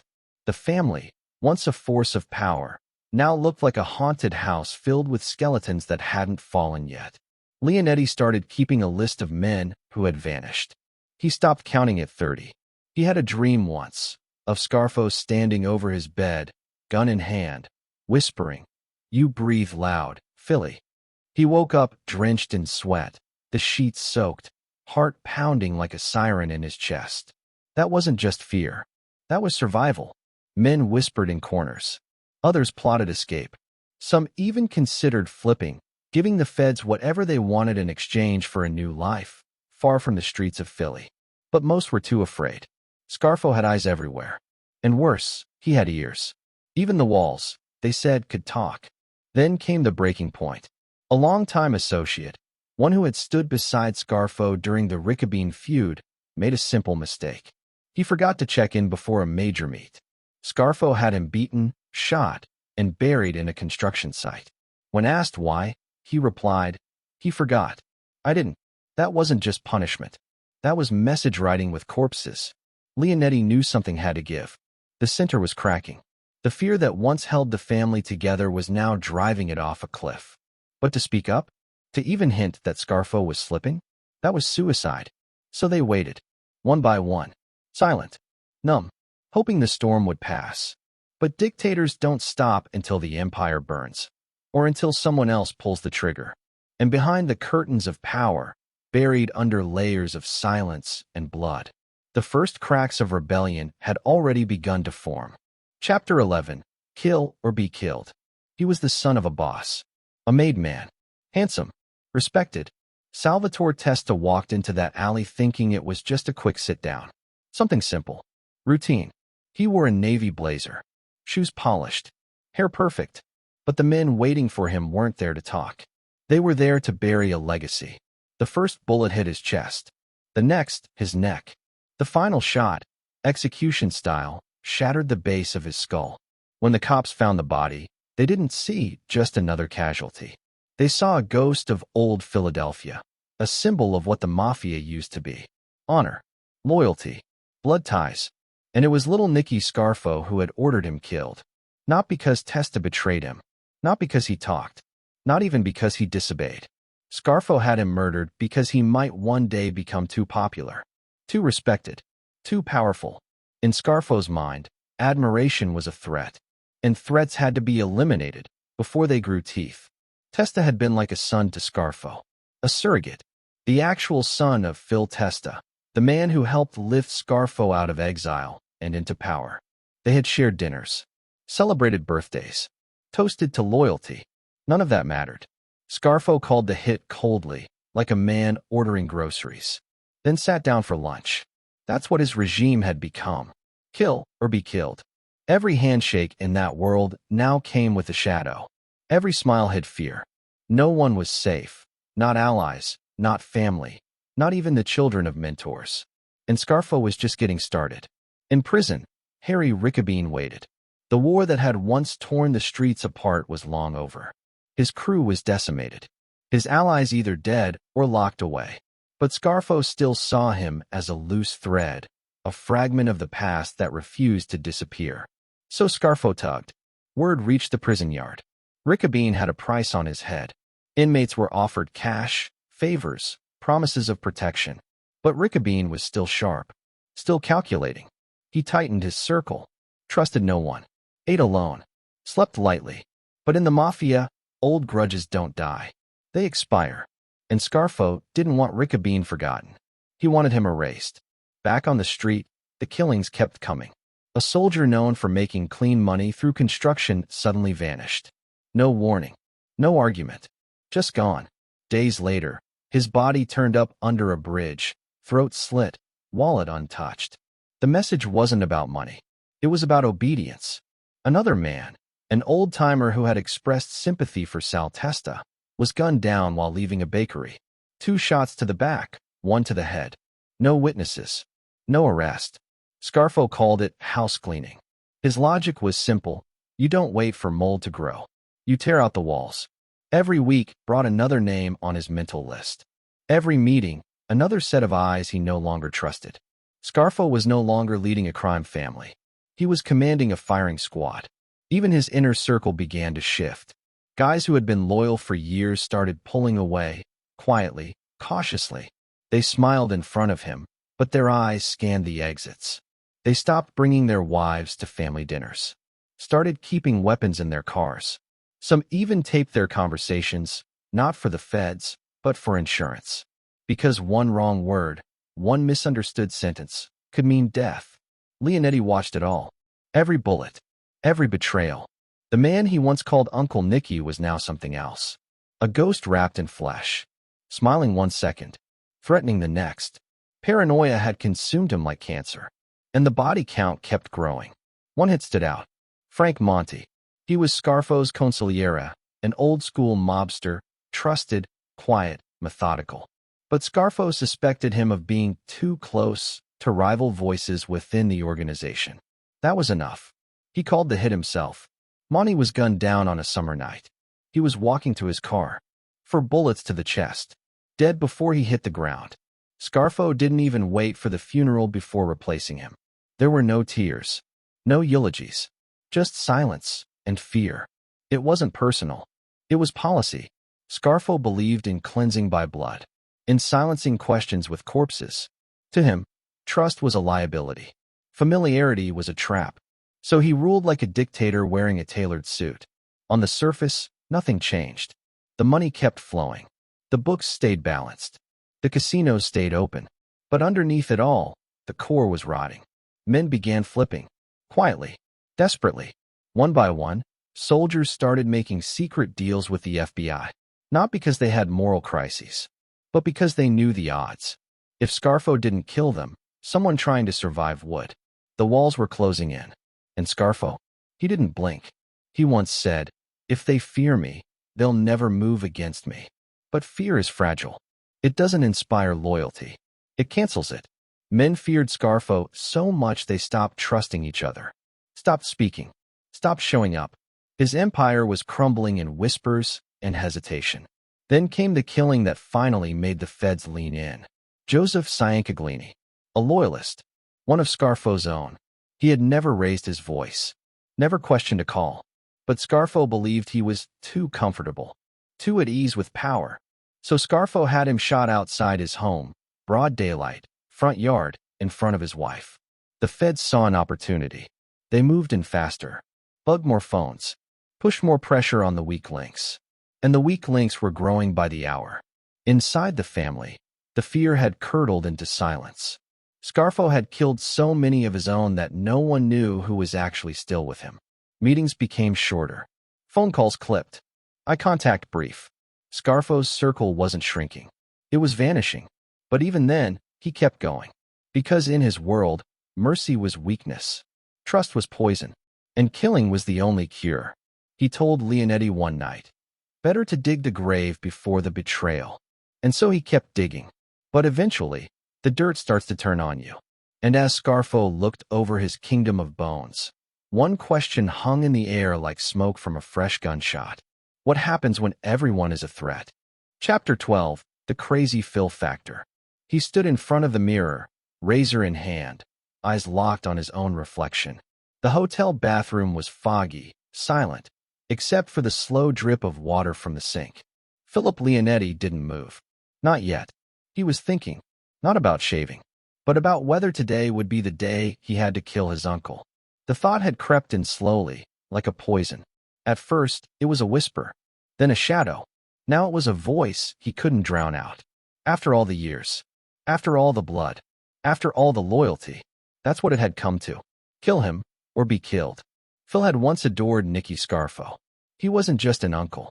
He was a mentor, a godfather, a mythic figure who gave him identity, purpose, and protection. From the first time Scarfo put a gun in his hand, Leonetti felt like he belonged, like he had a destiny carved into the underworld. They called him Crazy Phil for a reason. He didn't hesitate, didn't question. When Scarfo gave an order, Leonetti made it happen. Clean, fast, without remorse. But even the most loyal weapon can crack under pressure. Scarfo's reign had become a bloodbath. The paranoia, the purges, the endless trail of corpses, it all weighed heavy on Leonetti's shoulders. He had pulled the trigger on friends, watched men beg for their lives, heard confessions in the dark that no priest could forgive. And through it all, Scarfo just smiled and ordered more. Leonetti tried to justify it, told himself it was business, that this was the cost of power. But deep down, something had shifted. Scarfo didn't just kill threats anymore. He killed for control, for dominance, for fun. And Leonetti had become the architect of it all. He wasn't just the underboss. He was the hammer Scarfo used to break bones. But what happens when the hammer starts to feel guilt? The tension between them began subtly. Scarfo would ask where Leonetti had been, who he had spoken to, what time he left a meeting. The questions didn't sound like accusations at first. Then came the side eyes, the silences, the little jabs. You getting soft, Philly? You spending too much time thinking. They weren't jokes. They were warnings. Leonetti started sleeping with a pistol under his pillow. He changed his routine daily, ate at odd hours, made sure no one followed him. Because if Scarfo even suspected betrayal, it would be over in a heartbeat. And Scarfo was suspecting betrayal. He'd grown obsessed with the idea that his own nephew might be turning, that the man who had once carried out his deadliest orders might one day turn the gun on him. The paranoia was mutual now. At a Christmas party, Scarfo stood across the room, watching Leonetti pour a drink. Their eyes locked. No words. No smiles. Just silence. It was family, but it wasn't trust. Still, the blood bond kept them orbiting each other. Locked in a gravity neither could escape. Scarfo needed Leonetti. He was the only one left who understood the machine, who could keep the money flowing and the crew from collapsing. And Leonetti, in some twisted way, still felt responsible. For the family, for the legacy, for the wreckage they had created together. But the noose was tightening. The FBI was closing in. Informants were flipping faster than Scarfo could kill them. The feds were piecing together entire networks of deals, murders, loan sharking, racketeering. Every name led to another. Every voice gave up two more. And Leonetti was at the center of it all. They called him the underboss, but he was more like the vault. Every plan, every order, every murder that couldn't be traced, lived in his head. The feds wanted Scarfo, but Leonetti? He was the key. They watched, waited, tapped phones, followed cars, until one day, the net closed. Leonetti was arrested in a multi-state takedown. Rico charges, conspiracy, murder, loan sharking. Enough time behind bars to die 3 times over. Scarfo was furious, not because of the charges, but because Leonetti had allowed himself to be caught. In Scarfo's mind, weakness was worse than betrayal. He sent a message to Leonetti's lawyer. You better remind him who he belongs to. But Leonetti had already begun to slip out from under his uncle's shadow. In solitary, in silence, he started replaying everything. The blood, the betrayals, the lives he'd ruined, the people he'd buried, and the man who made it all happen. Scarfo had turned him into a killer. And now, when he needed that loyalty the most, he'd thrown him to the wolves. Leonetti didn't break immediately, but cracks appeared. The feds came in gently. No threats, no screaming, just patience. They told him what he already knew. Scarfo wasn't coming for him. He wasn't sending help. He wasn't sending lawyers. He was sending silence. A death sentence. It all came down to a choice. Loyalty or life. It wasn't just about Scarfo anymore. It was about Leonetti's own soul. Whether he could carry the weight of what he'd done. Whether he could let the cycle continue. So he talked. And when he talked, he unleashed hell. He gave the feds everything. Structure. Names. Hid orders. Money routes. How Scarfo made decisions. Who he trusted. Who he didn't. Where the bodies were. Where the fear lived. He described murder scenes like a man recounting dreams. Calm. Precise. Measured. The FBI couldn't believe it. This wasn't just testimony. It was an autopsy of the Philadelphia mob. An X-ray of Scarfo's soul. And the irony? It was Scarfo himself who had trained Leonetti to see everything. To remember details. To plan hits with precision. Now those same skills were being used to dismantle the empire they had built. When the charges came down, they came like a hurricane. Dozens indicted. Hundreds of counts. Scarfo sat in court like a man carved from stone. No emotion. No blinking. But inside, he knew the truth. He hadn't been betrayed by an outsider. He'd been undone by the very man he molded. And Leonetti? He entered witness protection. Changed his life. Changed his name. Changed the story. But he never escaped it. Because deep inside, under the layers of new identity, new clothes, new town, lived the old crazy Phil. The kid who once pulled the trigger without flinching. Who loved his uncle. Who hated what he became. Who couldn't stop the monster until it almost ate him alive. And Scarfo? He would never forgive it. But locked in a cell, surrounded by concrete and silence, forgiveness wasn't on the table anymore. Only memory. Only loss.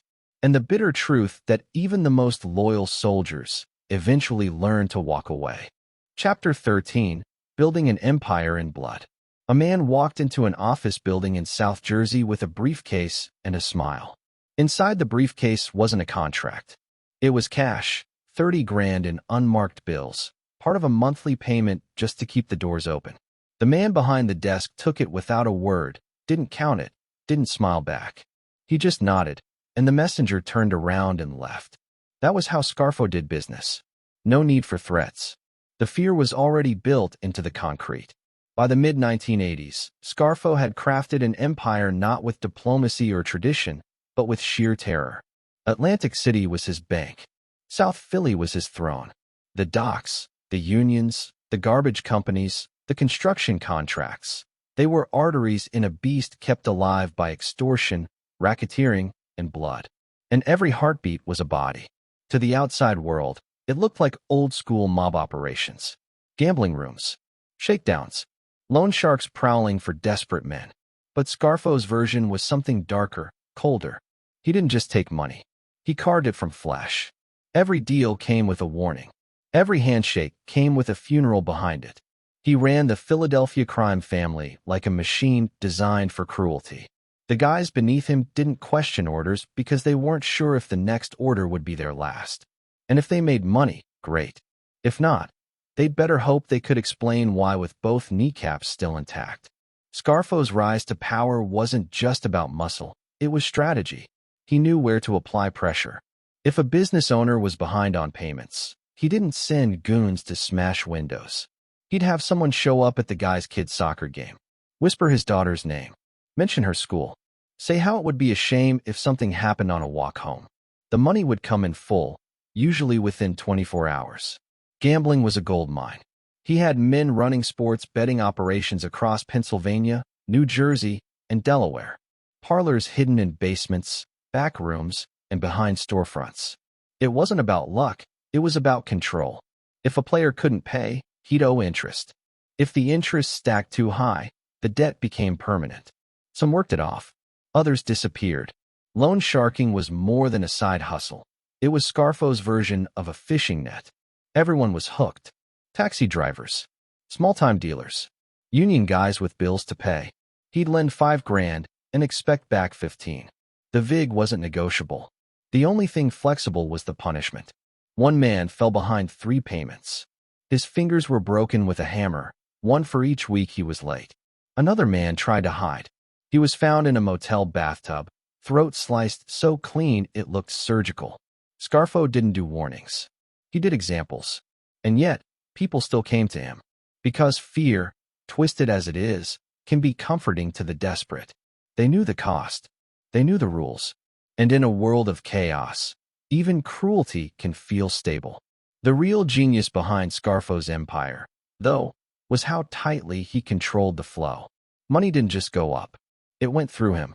He had shell companies, fake owners, fronts with smiling faces and clean books, strip clubs and pizza joints that funneled tens of thousands each week. He had real estate deals with silent partners and cash-only construction sites where the cement was sometimes used to hide more than foundations.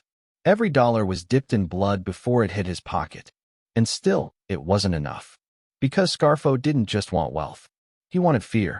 Respect was for the old dons. Scarfo wanted to be feared like a storm. Something that came without mercy. Something that left wreckage. So he kept killing. If someone even looked like they might skim, they vanished. If 2 guys got too close, he assumed they were plotting. If a soldier started wearing nicer suits or smiling too much, Scarfo thought he might be growing ambitions. That was a death sentence. He ordered one man hit simply because the guy was trying to open a nightclub without his permission. Scarfo said it was disrespectful. The man was shot 5 times in his car while warming it up. Another man, a low-level bookie who made the mistake of speaking Scarfo's name in public, was found in a drainage ditch with his mouth taped shut and the word rat carved into his chest. These weren't just murders. They were advertisements. Scarfo didn't leave trails, he left warnings. The inner circle, what little remained of it, became shadows of themselves. They didn't speak in full sentences anymore. They flinched at phone calls. One guy started drinking himself to sleep every night. Another developed a twitch so bad he couldn't hold cards during poker games. They weren't gangsters. They were inmates in Scarfo's open-air prison. And still, the empire expanded. Union reps paid him off just to avoid accidents on work sites. City inspectors got envelopes just to keep their pens dry. Trucking companies routed freight through Scarfo-controlled warehouses to avoid sudden delays or stolen shipments. Even when no violence occurred, The threat hung heavy in the air, like humidity before a thunderstorm. Scarfo had become a brand, a black cloud with a dollar sign carved into it. But with every drop of blood, every stack of cash, the cracks beneath the surface widened. The FBI wasn't just watching anymore, they were building.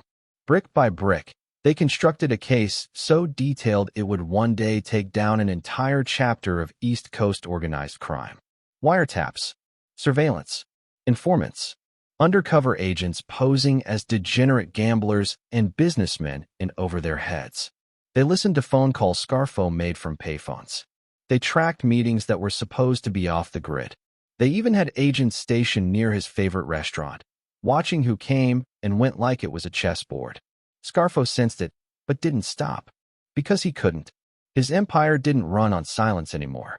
It ran on motion. If the killings stopped, the power might crack. If the money slowed, the loyalty might rot. He had to keep the engine roaring, even as the wheels came loose. One of his last major scores was a multi-million-dollar extortion scheme tied to Atlantic City construction bids. His men strong-armed developers, used mob-controlled unions to slow projects, and collected payments disguised as consulting fees. It worked until someone talked. The tip led to a grand jury investigation. Suddenly, everyone was squirming. Names started leaking. Accounts froze. Front companies got subpoenas. The once slick operation started to look like a ship taking on water. Scarfo still smiled, still wore his suits, still gave orders. But the weight had changed. The empire he built in blood was now trembling. And the scent of fear, the same fear that made him king, was starting to circle him. He was still powerful, still deadly. But for the first time, the walls weren't just stained red. They were closing in. Chapter 14, Atlantic City Gold Rush. The limousine pulled up to the curb like a predator slowing to a crawl. Behind the tinted glass, a figure sat in silence, watching the neon dream of Atlantic City flicker in front of him. Casinos loomed like cathedrals of chance, their lights bouncing off the waves in flashes of gold and rot. Inside the limo, little Nicky Scarfo smiled. It was the early 1980s, and this wasn't a city anymore. It was a cash register with no lid. And Scarfo had the only key. From the moment the state of New Jersey legalized gambling in Atlantic City in 1976, Scarfo saw what most others didn't. While politicians pitched economic rebirth, Scarfo saw unlimited muscle. An entire city under construction. Millions flowing through slot machines, roulette wheels, and blackjack tables. And behind it all, unseen hands pulling strings, hands that belonged to him. He didn't need a casino license. He needed the people around the license. The contractors, the unions, the suppliers, the bartenders, valets, waitresses. Every brick laid, every drink poured, every chip counted. All of it touched by someone who owed something to Scarfo. He began with the labor unions. They were the soft underbelly of the city's rebirth. Plumbing, electrical, concrete, it all had to go through them. And Scarfo, through bribes and quiet threats, had made himself the gatekeeper. Developers who refused to pay his consulting fees suddenly found their work sites plagued by strikes, slowdowns, or worse. If a union foreman said no, his car exploded. If a contractor pushed back, his workers were jumped with tire irons in a parking lot. And just like that, they learned to say yes. Millions poured into casino construction. Scarfo took his slice at every level. A skim off the drywall budget. A cut from the carpet supplier. Even the vending machines in the employee lounges were taxed by Scarfo's men. It was death by 1,000 envelopes. But that was just the beginning. With construction came unions. With unions came control. And with control came intimidation, bribery, and blackmail. Union leaders started taking meetings in the back booths of Scarfo-friendly restaurants. They smiled wide, drank heavily, and went home with envelopes of cash and a clear message. You work for him now. Scarfo wasn't subtle. He had no need to be. His reputation preceded him like a knife in the dark. Casino owners knew better than to challenge him directly, so they worked around it. They gave contracts to his guys, hired his friends, and made sure security looked the other way when his soldiers roamed the floor. Scarfo began sending his men into the casinos with empty briefcases and full expectations. They extorted dealers, shook down suppliers, and took kickbacks from entertainers. They even had a hand in the food supply chain. Scarfo once bragged that not a single steak hit a casino plate without him taking a bite. He used front businesses to mask it all: janitorial companies, trucking outfits, waste disposal. One outfit handled all the casino linen. Another handled valet parking. All legit on paper. All mobbed up in practice. The money was overwhelming. Weekly envelopes now held 5, 10, sometimes 20 grand. Scarfo needed multiple men just to manage collections. He set up a command center in Atlantic City's shadows, a rotating series of motel rooms, private lounges, and rental offices where the cash flowed in and decisions were made. And those decisions almost always ended in blood. A cocktail waitress tried to file a complaint after being harassed by a soldier. She was found unconscious in an alley the next night. A construction boss tried to undercut Scarfo's drywall prices. His kneecaps were shattered in a staged robbery. Everyone in town started whispering the same thing: if you want to live, don't cross Nicky. But as Scarfo grew more powerful, he grew more paranoid. With great money came great exposure. And with exposure came eyes. Eyes he couldn't threaten or kill. The feds had started watching. Atlantic City wasn't just a boomtown. It was a spotlight. Every criminal organization in the Northeast wanted in, and with that chaos came informants, feuds, and federal heat. Scarfo tried to stay under the radar, but it was impossible. His signature style, quick to kill, slow to forgive, drew attention. The FBI set up shop just outside the city, building dossiers, running surveillance, wiring informants. They targeted labor leaders, casino workers, and contractors, anyone who had even brushed up against Scarfo's orbit. Slowly, they began connecting dots. But Scarfo didn't flinch. He leaned in. He sent soldiers to corrupt local officials, bought off city inspectors, used favors to silence judges and grease zoning boards. Atlantic City wasn't just his playground. It was his fortress. One FBI agent later said, "It was like trying to find a leak in a dam built from fear." No one talked. No one even blinked. Still, cracks appeared. A valet was arrested for drug possession and flipped. A contractor facing bankruptcy gave up names. And a mid-level soldier caught on tape bragging about Scarfo's cut from a casino deal gave prosecutors their first thread to pull. Scarfo noticed. And in true fashion, he responded not with caution, but with cruelty. He began eliminating weak links. One by one, potential informants vanished. Some were found with bullets to the head. Others simply stopped showing up to work. A few packed up and left town, but not all made it out. Inside Scarfo's own crew, suspicion spread like wildfire. He questioned loyalties, monitored movements, even bugged his own meetings. He stopped trusting anyone who didn't share his blood. And even then, trust was temporary. Yet through it all, the money kept flowing. Atlantic City was an open faucet. Tourists dropped thousands at the tables. Casino bosses funneled tens of thousands to keep things quiet. Scarfo's slice of the city grew so vast, he stopped counting. The empire was no longer built on neighborhood rackets. It was propped up by tourism, luxury, and greed. But the greed, that was the flaw. He couldn't stop expanding, couldn't stop squeezing. What should have been a long con became a sprint. Scarfo wanted it all, and he wanted it now. He pushed deeper into casino contracts, deeper into hotel construction, deeper into laundering cash through shell corporations and offshore accounts. And each new venture left a new trail. The FBI began to notice patterns. Follow the money, they said. And they did. From Scarfo's restaurants to his investment portfolios, they started seeing the outlines of a financial empire built entirely on intimidation. By 1985, federal prosecutors launched a Rico investigation. The goal wasn't just to charge Scarfo. It was to dismantle the entire infrastructure he'd built. One by one, they flipped contractors, casino workers, even soldiers. People who had lived in fear for a decade finally saw a way out. The mob's greatest weapon had always been silence. But now, silence was cracking. Scarfo didn't know who to kill because he didn't know who was talking. Everyone was a suspect. He started ordering loyalty tests, setups, surveillance. His meetings grew shorter. His temper shorter still. He began drinking more, sleeping less. The city he owned now looked like a chessboard missing half the pieces. Even his nephew, his underboss, his confidant, began to question the direction. Scarfo had built an empire out of fear. But fear is a fragile foundation. And then came the subpoenas. The first hit his construction fronts, then his concrete supplier, then a casino executive who had been paying Scarfo under the table for years.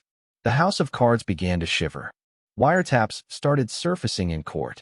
Recordings of Scarfo's men bragging about payoffs, hits, envelopes.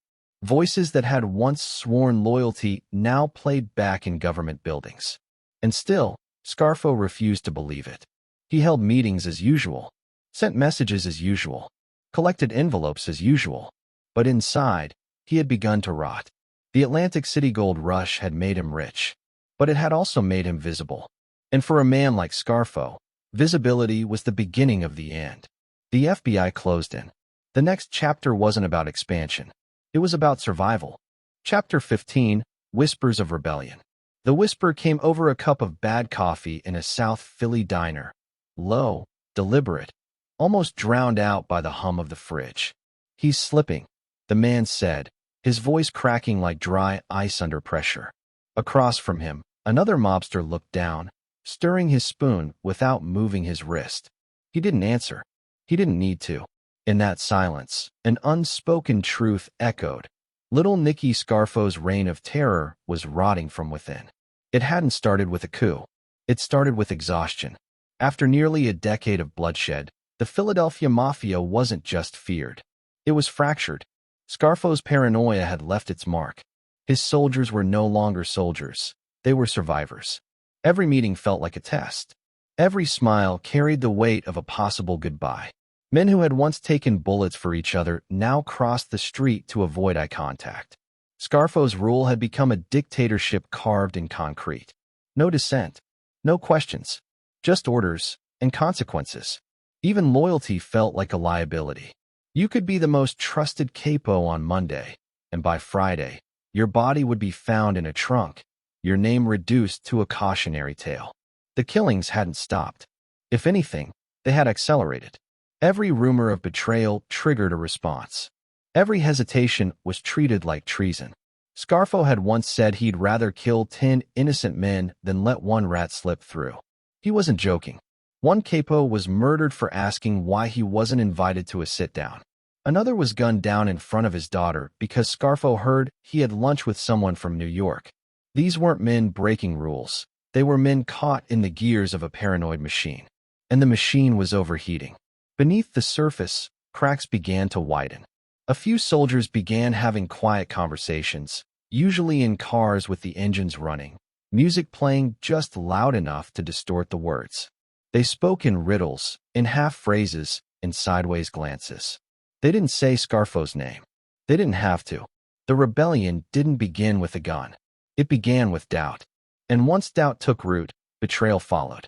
The FBI had spent years trying to break through the wall of silence Scarfo had built. Now, they barely had to knock. Informants started showing up on their own, some escorted by lawyers, others driven by raw panic.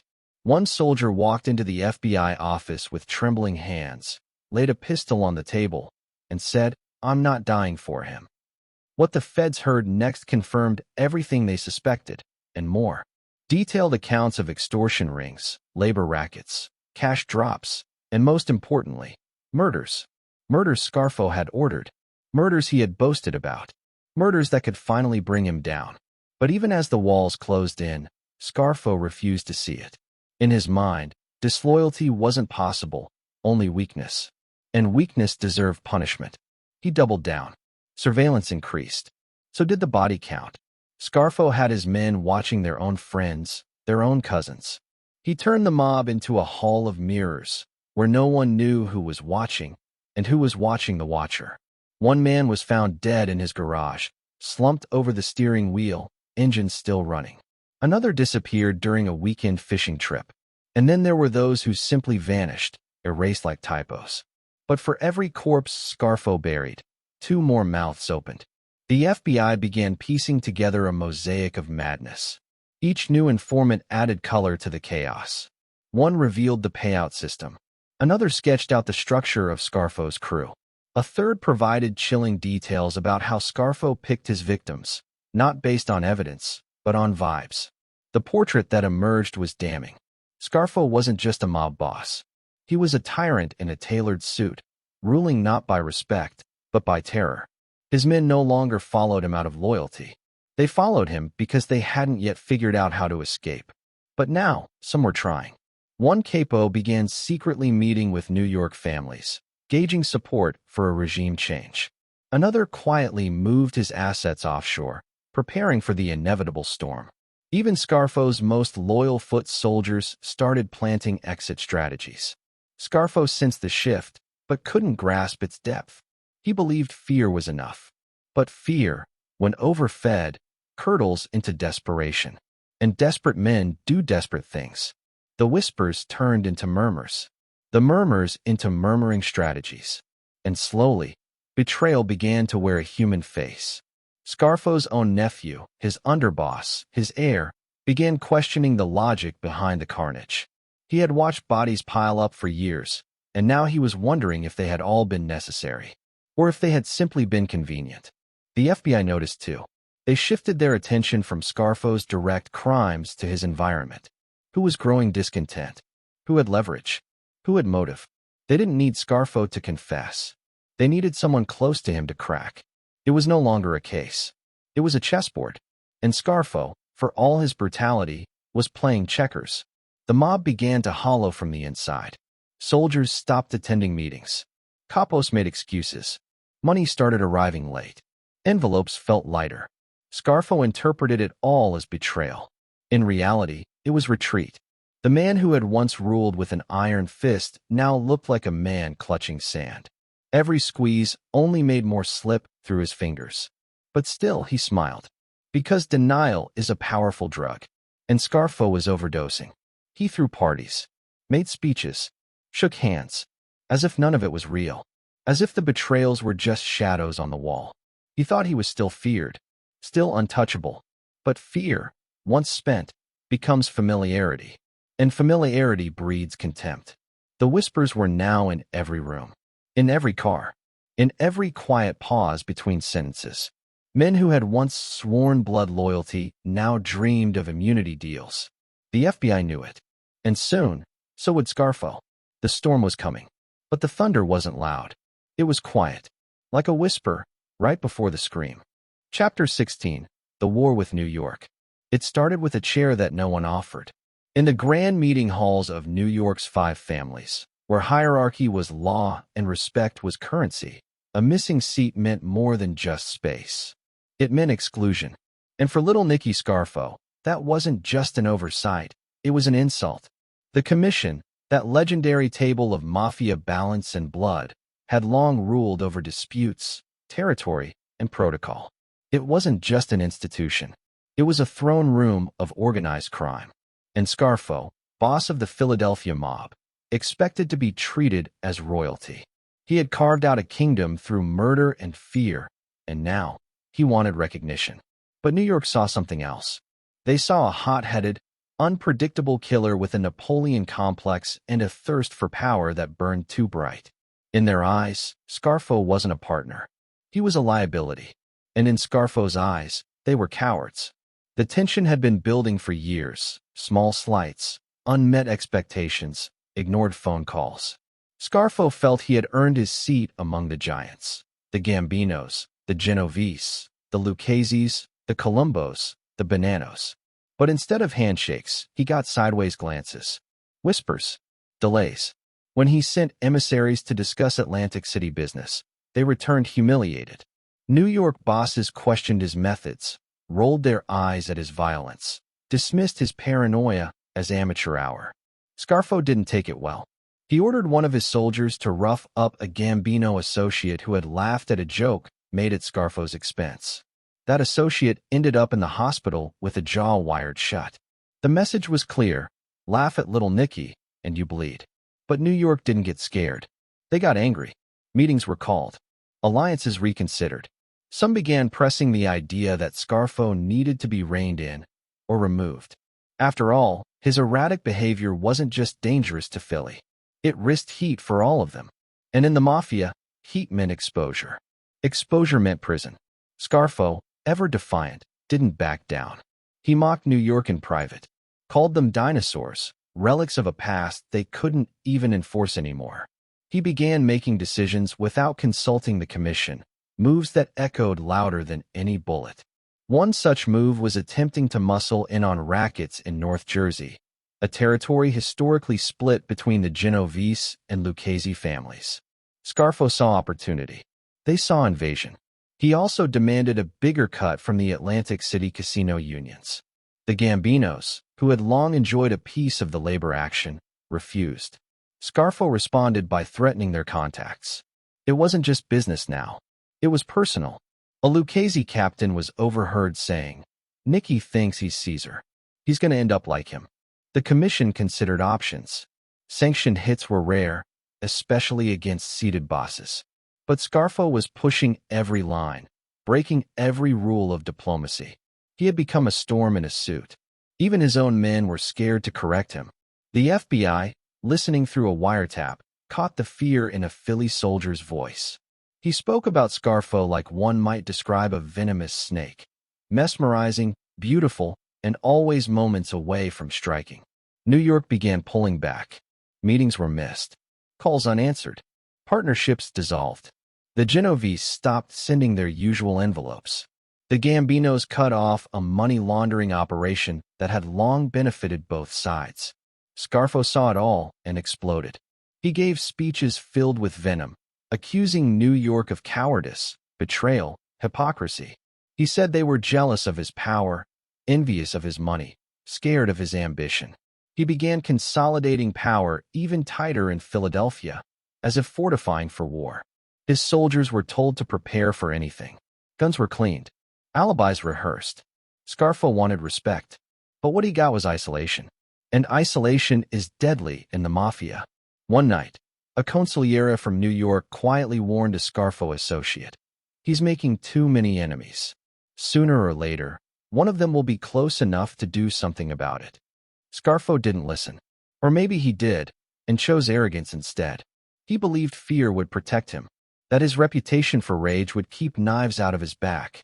But reputations fade, and fear, when stretched too thin, becomes fragile. Meanwhile, the commission began quietly supporting men inside Philly who were unhappy. Dissidents, discarded capos, old rivals. They weren't giving orders, not directly, but they were listening. And that alone was dangerous. Scarfo sensed it but couldn't name it. He became more erratic, more violent. He ordered hits on men who merely raised their voices. He started carrying 2 guns instead of 1. His eyes darted in every meeting. He didn't trust anyone. And that paranoia, it wasn't unjustified. Because inside his crew, betrayal was blooming. Some began to think the unthinkable. Maybe Philly needed a new boss. Maybe New York would support a regime change. Maybe Scarfo had gone too far. The whispers grew. Some traveled upstate. Others drifted east into Brooklyn and the Bronx. The 5 families had always valued peace over chaos, business over ego. And Scarfo, for all his muscle, was bad for business. Tensions reached their peak when Scarfo attempted to broker a deal with an upstart family in New Jersey, a crew with no seat at the commission.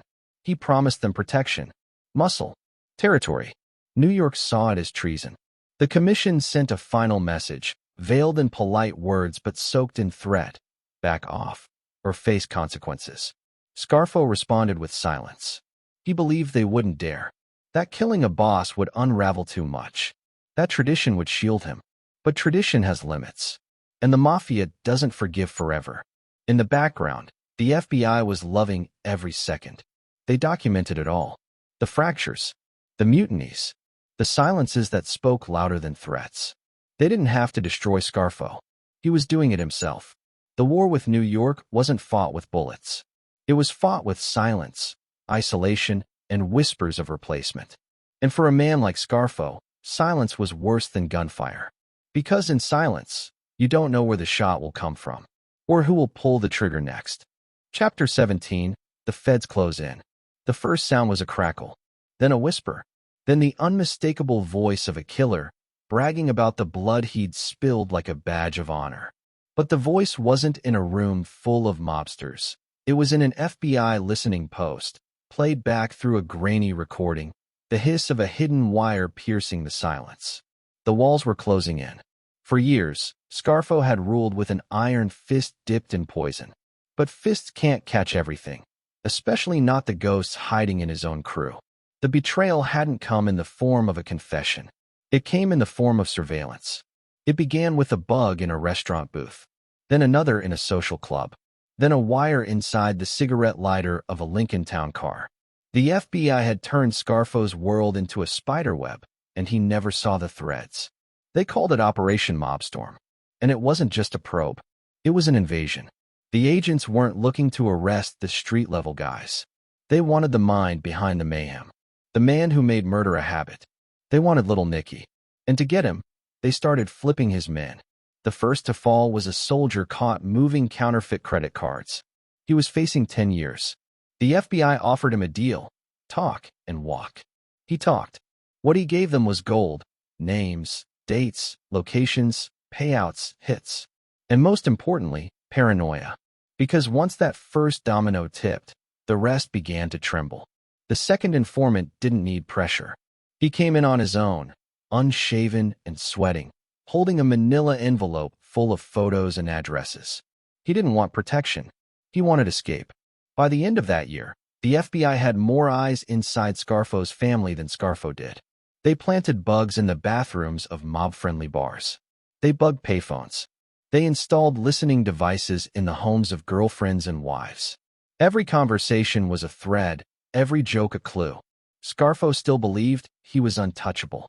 He paced his corner offices in Atlantic City casinos, whispering instructions through clenched teeth, believing the roar of slot machines masked his words. But the agents were always a step ahead. They knew about the labor unions. They knew about the fake construction companies.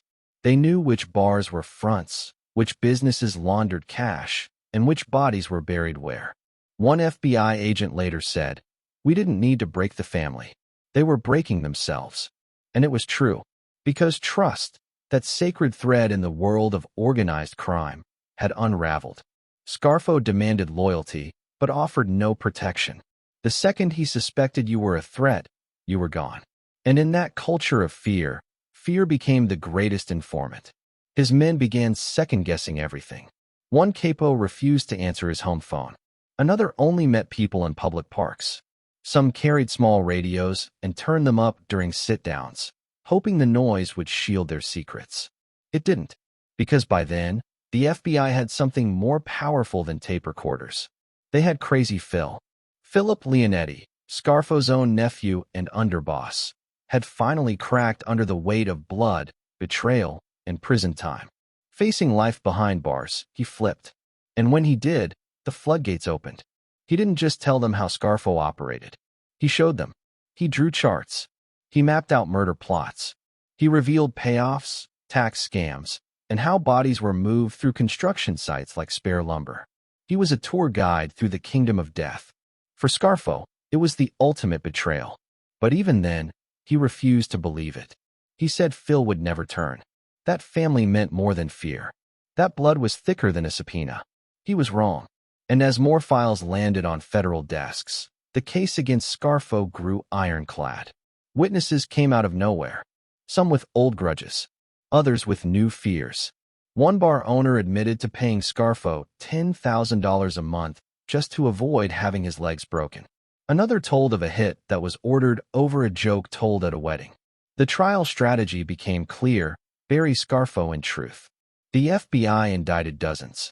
Rico charges were filed, a legal bulldozer that allowed prosecutors to treat the mob like a criminal enterprise instead of a loose group of individuals. Under Rico, every act of extortion, every threat, every bullet fired became part of one giant conspiracy. And Scarfo? He was the spider at the center. Still, he fought back. Through lawyers. Through fear. Through silence. But fear had lost its grip. And silence was turning into testimony. Even Scarfo's most loyal men were cracking. One by one, They were offered deals, shorter sentences, witness protection, new names in new cities. And one by one, they took them. Because loyalty means nothing when you're facing death in a cage. Scarfo tried to project strength. He smiled in court. He joked with guards. He wore tailored suits and acted like the boss he once was. But behind the scenes, the facade was breaking. His power was paper. His throne built on lies and dead men. And now, those dead men were talking. Every day brought a new revelation, a new wiretap, a new voice spilling secrets that had once seemed bulletproof. The juries listened, and slowly, a verdict began to form. But as the trial reached its final weeks, Scarfo did something no one expected. He went quiet. No outbursts. No smirks. Just silence. Because maybe, just maybe, even he knew, the game was over. And the walls weren't just closing in. They were already sealed. But what the feds didn't know was that Scarfo, even cornered, even alone, still had one move left. And it was the kind that could shatter more than a courtroom. Chapter 18, Rico's Wrath. The handcuffs clicked like a death sentence. It was a cold morning in January of 1987 when federal agents burst into the Scarfo compound. Not with sirens, but with certainty. Their footsteps echoed down the polished marble hallway like a verdict already decided. And in the silence, there was no screaming, no resistance. Just the quiet shattering of an empire. Scarfo stood in his robe, silent. Still, the man who once commanded armies with a nod now looked like a statue waiting to be toppled. Behind him, his empire was already crumbling. Soldiers flipped, books seized, secrets no longer secret. The indictments were thick enough to stop a bullet. 73 pages long. 30 men named. 17 murders. Countless charges of racketeering, extortion, gambling, conspiracy, and loan sharking. It was the legal equivalent of a nuclear strike. The Rico Act had come to Philadelphia, and Scarfo was its primary target. Rico, short for the Racketeer Influenced and Corrupt Organizations Act, was designed for one thing: to destroy criminal enterprises from the top down. Not just the trigger men, but the ones who ordered the triggers pulled. Under Rico, if one soldier committed a crime in furtherance of the organization, the boss could be held responsible. In other words, Little Nicky Scarfo was about to answer for everything. Inside the federal building, agents passed around boxes of evidence like trophies. Inside were tapes, ledgers, surveillance photos, names circled in red, and transcripts with chilling clarity. One contained Scarfo's voice discussing a murder like a business deal. Another had him laughing about a loan shark victim who couldn't pay, mocking the man's broken fingers. Each file was a nail. The coffin was nearly complete. Back in Philadelphia, the city exhaled. Business owners who had once slipped envelopes under the table now stood a little taller. Some even smiled. The reign of terror that had cloaked South Philly in silence was cracking. But for Scarfo, it wasn't fear. It was fury. He cursed the walls of his cell, threatened his lawyers, raged that betrayal had come not from the feds, but from his own blood, from his nephew, from the men he had raised, armed, and rewarded. One night, a guard heard him muttering, "They'll all pay. Every last one." But rage wasn't enough. By spring of 1988, federal prosecutors were staging one of the most aggressive Mafia takedowns in East Coast history. They didn't want a trial, they wanted a reckoning. Inside the courtroom, the air was electric. Dozens of defendants. A jury that had to be protected. Marshals on every wall. And in the center of it all, Scarfo, wearing a dark suit. Small. Angry. Radiating disdain. The charges read like a horror novel. Killings executed with precision. Extortion rackets that bled neighborhoods dry. Orders passed like whispers. And beneath it all, a portrait of a man who ruled not with respect, but with pure, calculated fear. Witness after witness took the stand. Some shook. Some wept. Some never looked at Scarfo at all. A former associate recalled a sit-down where Scarfo ordered a hit over a late payment. He said it like a weather forecast. Calm. Inevitable. Deadly. Another described a beating so severe, the victim couldn't walk for 2 weeks. Scarfo called it a message. The jury listened, and the prosecution tightened its grip.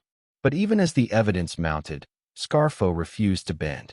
He whispered threats to passing guards, smiled at prosecutors like a man daring them to blink. He believed there was still power in posture. But power, in that room, had shifted. The judge saw a pattern. A man who had weaponized loyalty, crushed dissent, and operated like a dictator with a hit list. The media swarmed. Headlines screamed of Mafia meltdown. Cameras followed every van, every guard, every step Scarfo took in shackles. The public couldn't look away. It was the fall of a king, televised. And yet, Scarfo showed no regret. Not when they played the tapes. Not when his former allies pointed him out with shaking fingers. Not even when the sentence loomed. Because in his mind, this was still a battlefield. And he was still the boss. But the war was over. The courtroom fell silent as the verdict came down. Guilty. On murder. On racketeering. On extortion. On being the architect of one of the most violent mafia reigns in modern history. And as the judge read the sentence, life, without parole, Scarfo blinked. Just once. But it was enough. Enough to show that somewhere inside that iron shell, reality had finally pierced the skin. In the end, it wasn't a bullet that brought Scarfo down. It wasn't a rival crew or a street war. It was paperwork. It was wires, signatures, sworn testimonies. It was the law, dressed not in suits or uniforms, but in patience. And now, Scarfo was just another number in the federal system. But as he was led away, he turned and smiled. A small, crooked grin that didn't reach his eyes. Because in his twisted mind, prison wasn't the end. It was just another battlefield. And he still had enemies to haunt. Chapter 19, The Courtroom Bloodbath. The silence in the courtroom was not the silence of peace. It was the sharp, loaded silence before a gunshot. And when the doors opened on that cold fall morning in 1988, it wasn't just lawyers and guards that walked in. It was ghosts. One by one, they took the stand. The men who had once sworn loyalty to Scarfo, who had kissed the ring and made their bones, who had killed in his name and prayed they wouldn't be next. Now, they were his prosecutors. They didn't wear robes or badges. They wore fear. But they had something even more dangerous than guns. They had stories, truths, secrets, and they were ready to spill them. The first to testify was a former capo, eyes sunken, voice cracked. He pointed at Scarfo with the shaking hand of a man who had once buried bodies and now feared becoming one. He told of whispered orders passed over veal parmesan, of hits disguised as accidents, of envelopes stuffed with cash, cocaine, or bullets. He said Scarfo ruled not like a boss, but like a tyrant. And the jury leaned forward. The second witness was younger, a soldier who'd flipped after watching his best friend vanish without a trace. He described a beating so savage, the man's blood soaked the wallpaper. The crowd murmured. The judge banged the gavel. And then came the thunder. Philip Leonetti, Scarfo's nephew, his underboss, his prodigy, and now, his executioner. Leonetti walked to the stand with the calm of a man who'd already died 100 times. He wore the face of someone who had accepted damnation, traded his soul for freedom, and didn't care who knew. His testimony wasn't just a statement. It was a detonation. He laid out Scarfo's empire in brutal, breathtaking detail. From the early days in Atlantic City to the cold meetings in basement bars. From union rackets to murder contracts. He named names, explained rituals, described murder scenes with surgical clarity. He talked about the time Scarfo ordered a hit on a man who didn't laugh at one of his jokes. About how Scarfo made soldiers kill friends just to prove loyalty. About how fear was currency and everyone was broke. The courtroom was transfixed. Scarfo stared at Leonetti like he could still kill him with a glance. But Leonetti never looked back. Because in his eyes, Scarfo was already dead. Over the next 2 weeks, more witnesses followed. Each one built the same story from a different angle. Scarfo was not a leader. He was a butcher. A paranoid tyrant who demanded silence, obedience, and violence in equal measure. The jury was no longer deliberating guilt. They were witnessing a confession in real time, not from Scarfo's mouth, but from the trail of bodies behind him. One FBI agent later said, "We didn't just dismantle his family. We dissected it. And in doing so, they exposed a truth darker than anyone expected. Scarfo had created a world where loyalty was rewarded with betrayal, where rising in the ranks meant lowering your soul into the gutter. And now, that world was collapsing. Still, Scarfo didn't flinch. Not when Leonetti described a murder that had been his idea. Not when a former consigliere wept on the stand, begging forgiveness from the family of a man he helped kill. Not when the prosecution displayed photos of crime scenes so gruesome, even the court stenographer had to pause. He sat there, small and still, like a man refusing to drown. But even he could hear it. The tide was rising. In the final days of testimony, a pattern emerged. Scarfo hadn't just ruled with violence. He had used murder as punctuation, a way to end arguments, settle debts, make points. One informant said, "Every time I walked into a room with Nicky, I wondered if I'd walk out." Another said, "We didn't fear the law. We feared him." And maybe that was his greatest weapon and his fatal flaw. Because while lawmen need warrants and procedures, Scarfo just needed suspicion. And suspicion, once planted, grew like cancer. The final testimony came from a young man, barely out of his 20s. He had been a driver, a lookout, a nobody. But he remembered the blood. He described a night when Scarfo ordered him to drive past a bar and keep his eyes open. Minutes later, 2 men walked in. One never walked out. The prosecutor asked why he didn't speak up. He replied, "Because I liked breathing." The courtroom fell still. And with that, the prosecution rested. There were no witnesses for the defense. No testimonies. No rebuttals. Just silence. And then, the deliberation began. 12 jurors. One question: guilty or not guilty? The answer was never in doubt. The verdict came swift. Scarfo, guilty on all counts. Murder, racketeering, extortion, conspiracy, ordering the deaths of men who had once trusted him with their lives. The courtroom didn't cheer. It exhaled, a breath held for too long. And when the guards led Scarfo away, he didn't snarl or shout. He smirked, because somewhere in his twisted logic, being feared until the end was its own kind of victory. But behind that smirk was a truth even he couldn't escape. The era of Little Nicky Scarfo was over, and it had ended not with a bullet, but with a gavel. Chapter 20, Guilty on All Counts. The courtroom was colder than usual, not in temperature, but in spirit. Every eye locked onto the defendant. Every breath hung in the air like fog before a storm. The judge's gavel struck once, and with that sound, decades of bloodshed met their reckoning. Nicodemo Scarfo, you have been found guilty on all counts. There were no gasps, no outbursts, just the quiet, suffocating weight of finality settling in like dust on old bones. 55 years. That was the sentence. 55 years in federal prison for murder, racketeering, extortion, illegal gambling, and conspiracy to commit every crime in the book. It was, in essence, a death sentence delivered politely. Scarfo didn't flinch. He stood there in his tailored suit, like a man still playing boss.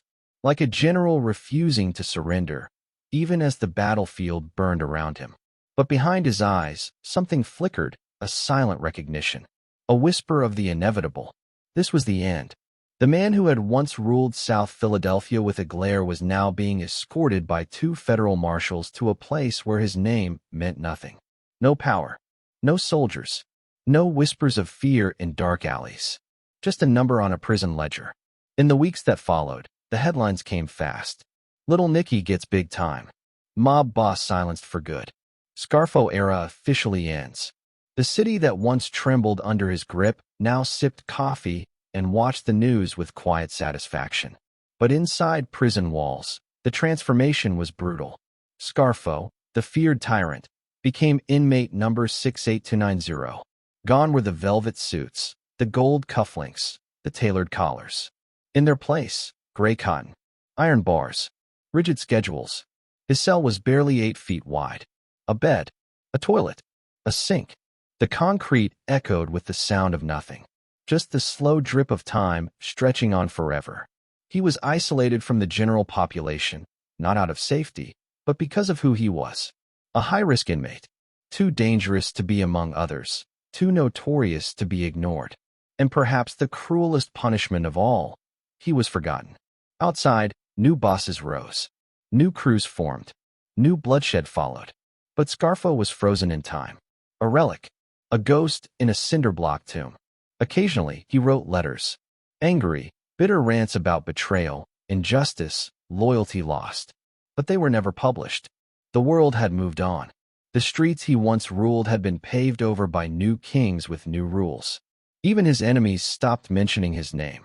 Silence, for Scarfo, was the deepest cut. One former associate, years later, said it best.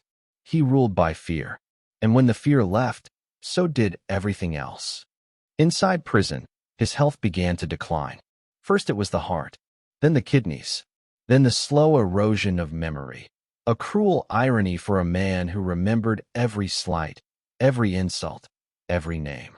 His voice, once sharp and commanding, turned raspy, then faint, then gone. Even the guards stopped fearing him. He was just another inmate with a story, but the story had already ended. By the early 90s, Philadelphia had changed. The mob had splintered, scarred by internal wars and federal takedowns. What Scarfo had built with blood and terror had crumbled. And yet, his legacy lingered, not in reverence, but in warning. He had shown what unchecked power could look like, what paranoia could breed, what violence could reap. He was a lesson taught in whispers to younger wise guys. Don't be like Nicky. Don't fly too close to the sun. Don't kill so many that you forget who you are. In the final months before his transfer to a medical facility, Scarfo barely spoke. He kept to himself, read old newspapers, stared at the wall. The same wall, every day, and on one rare occasion, a guard asked him if he regretted anything. He didn't answer right away, just stared. Then, finally, he whispered, "I should have killed more of them." That was Scarfo. Even in defeat, his instinct was destruction. But in truth, he had already destroyed himself. The sentence was more than years. It was erasure. And in the silence of that prison cell, the once feared Don was reduced to a fading memory. A name spoken in documentaries. A face behind glass. A story that would end where so many others had begun. In blood. In silence. In chains. Chapter 21. The Sun Falls Too. The sun wore his name like a curse. In the underworld, names carry weight. Sometimes gold, sometimes blood. For Nicodemo Scarfo Jr., it carried a shadow. The kind that stretches across years. Across prison bars. Across corpses. He didn't ask for the legacy, but he embraced it anyway. The attempted hit came in broad daylight. A quiet lunch in a South Jersey pizzeria. Then, chaos. A masked gunman stormed in, raised a pistol, and fired point blank. Scarfo Jr. dropped to the floor, blood gushing from his neck. The shooter fled, vanished. No arrests were made. No witnesses spoke. But the message was clear. The sins of the father had come calling. And the streets had long memories. Scarfo Jr. survived. Barely. The bullet missed his carotid artery by inches. But the trauma was permanent.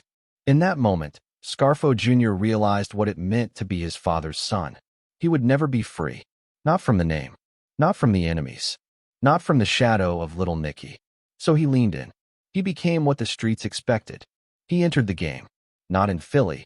He knew better than to claim his father's turf. Instead, he gravitated toward the Lucchese family in North Jersey. A different city, a different crew, but the same blood. He ran gambling rings, extortion rackets, money laundering. He used fear like currency. He surrounded himself with loyalists, echoing the paranoid structure his father once built. But something was different. The streets had changed. The old ways were dying. Surveillance was tighter. Soldiers were flipping faster. And power no longer came from whispers, but from wires. Still, Scarfo Jr. rose through the ranks. Quietly, carefully, until he became a trusted player. But the hunger was there. He wanted more. In 2006, he teamed up with a shady financial executive named Salvatore Palullo. Together, they orchestrated an audacious scheme. Infiltrate a Texas-based mortgage company, steal control, and loot it from the inside. It was white-collar crime with a mobster's twist. They used intimidation, false records, phantom board meetings, fake minutes signed under duress. They bought luxury cars, lavish homes, even a yacht named Priceless. They bled the company dry, funneling tens of millions into shell corporations. But greed leaves footprints, and the FBI was watching. By 2008, agents had wired informants, subpoenaed records, and traced the money trail. The net was tightening, and Scarfo Jr. never saw it coming. In 2010, he was arrested, not with a gun in his hand, but with a pen, not for murder, but for corporate theft. But make no mistake, the same instinct pulsed beneath the surface. Control, power, intimidation. It just wore a suit now. During trial, prosecutors laid out a web of fraud so complex, it resembled a mafia family itself. Everyone playing a part, everyone afraid to step out of line. Scarfo Jr. was the silent hand pulling strings. He never raised his voice, never signed a threatening note, but everyone around him knew the stakes, because his name spoke louder than anything else. In 2014, he was found guilty on all counts: racketeering, conspiracy, wire fraud, money laundering. He was sentenced to 30 years in federal prison. 30 years. The judge called it one of the most egregious financial crimes in recent history. But for Scarfo Jr., the crime was just a symptom. The real story was inheritance. He had inherited not just a name, but a worldview. That fear is strength. That trust is weakness. That control must be absolute. His father ruled with a fist. He tried to rule with finesse. But the result was the same: prison, isolation, oblivion. One reporter who covered the case said, "The only difference between father and son is the type of suit they wore." And now, both suits were traded for prison blues. In separate cells, in separate states, the Scarfos lived parallel lives. Men who once believed they could outrun consequence. But legacy, like blood, is impossible to wash away. To this day, Scarfo Jr. remains behind bars. He rarely speaks to the media, has no public profile, just a record number and a sealed file. Some say he regrets nothing. Others say he crumbled when the cell doors closed. But no one knows for sure, because just like his father, he mastered the art of silence. And in the quiet, history repeated itself, not with a bang, but with a verdict. Chapter 22, Life in a Cage. It was cold. The kind of cold that seeps into your bones, no matter how long you've been locked away. Nicodemo Little Nikki Scarfo sat on a steel bunk inside a concrete cell. The walls didn't just hold him. They whispered to him. Every creak in the hallway, every echo of chains, every shift in routine. To Scarfo, it all meant something. He was in his 70s now, but the paranoia hadn't aged a day. He still believed someone might come for him, even in prison, especially in prison. Gone were the tailored suits, the silk ties, the leather shoes that clicked down marble corridors of power.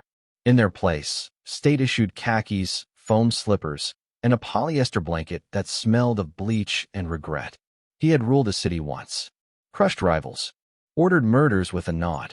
Now, he waited in line for commissary. A man who once dined in private clubs now chose between powdered soup and ramen noodles. He still walked with that crooked, twitchy swagger. But here, no one moved out of the way. The guards knew who he was, but they didn't care. To them, he was just another number. Another old man with dead eyes and too many enemies. Scarfo had once ruled with fear. Now he lived inside it. He trusted no one. Not his cellmates. Not his visitors. Not even the guards who brought him his pills. Every morning, he scanned the yard for faces he recognized. Men he might have wronged. Sons of men he'd ordered dead. Ghosts from the streets he'd once painted red. It was the price of living long enough to watch your empire crumble. They put him in a medium security facility. Not because he wasn't dangerous, but because he wasn't a threat anymore. That was its own form of cruelty. He still barked orders. Still thought he had soldiers. But no one was listening. The streets had moved on. His old crew was gone. Dead. Flipped. Lost in the shuffle of time. Even his blood betrayed him. His nephew, once his most trusted lieutenant, had testified against him. His son, following in his footsteps, was now serving decades of his own.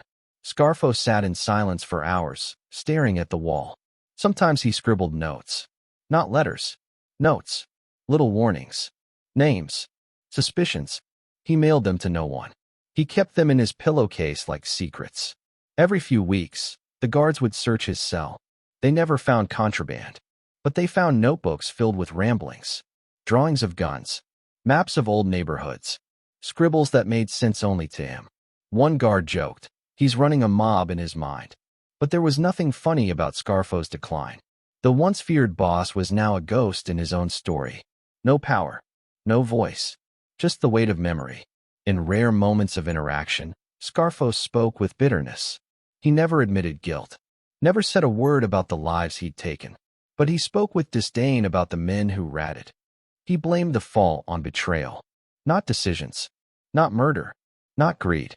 He believed he was born into violence, that it was survival, not choice. But deep down, in the hours between midnight and dawn, when the prison was silent and the past felt loud, even he must have heard the truth. He had ruled with fire, and fire always burns out. In his final years, Scarfo's health declined.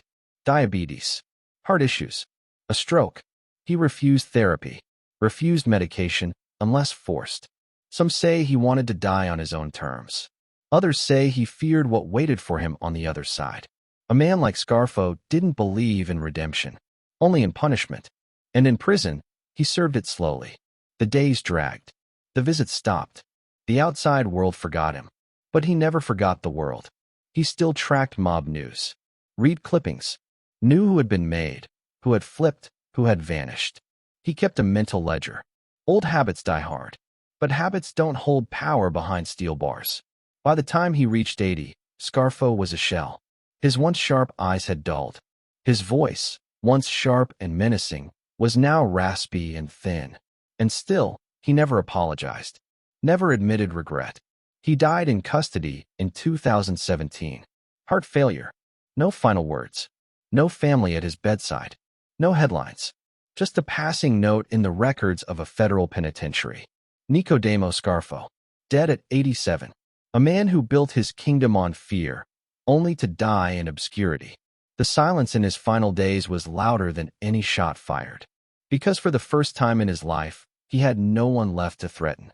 No one left to command. Just the echoes of a world that moved on without him. Chapter 23, The Dead Dawn Walking. He walked the corridor like a shadow. Slow, hollow, forgotten. Nicodemo Scarfo, once the most feared man in Philadelphia, now shuffled behind a walker. The prison lights flickered overhead, catching the tremble in his hands. Cancer had taken its toll. The swagger was gone. So was the fury. In its place, a man whose body had become a prison of its own. He didn't speak much anymore. Didn't bark commands. Didn't issue threats. Time had done what bullets couldn't. It broke him. Every step was a reminder of what he'd lost.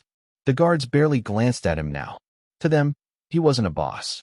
He was an old man on borrowed time. The empire he'd built, brick by bloodstained brick, was gone. The names once spoken with fear now meant nothing. Scarfo, Leonetti, Testa, dead, flipped, forgotten. There were no soldiers left to take his orders. No envelopes passed under tables. No bodies dumped in alleys to send a message. All that remained was memory, and even that was fading. He had always seen himself as untouchable. But cancer doesn't care about reputations. It crept through his body slowly, mercilessly, just like he once had through South Philly. Some nights, he wheezed himself to sleep, eyes open, whispering names into the dark. Was it guilt? Paranoia? Or was he just trying to conjure ghosts?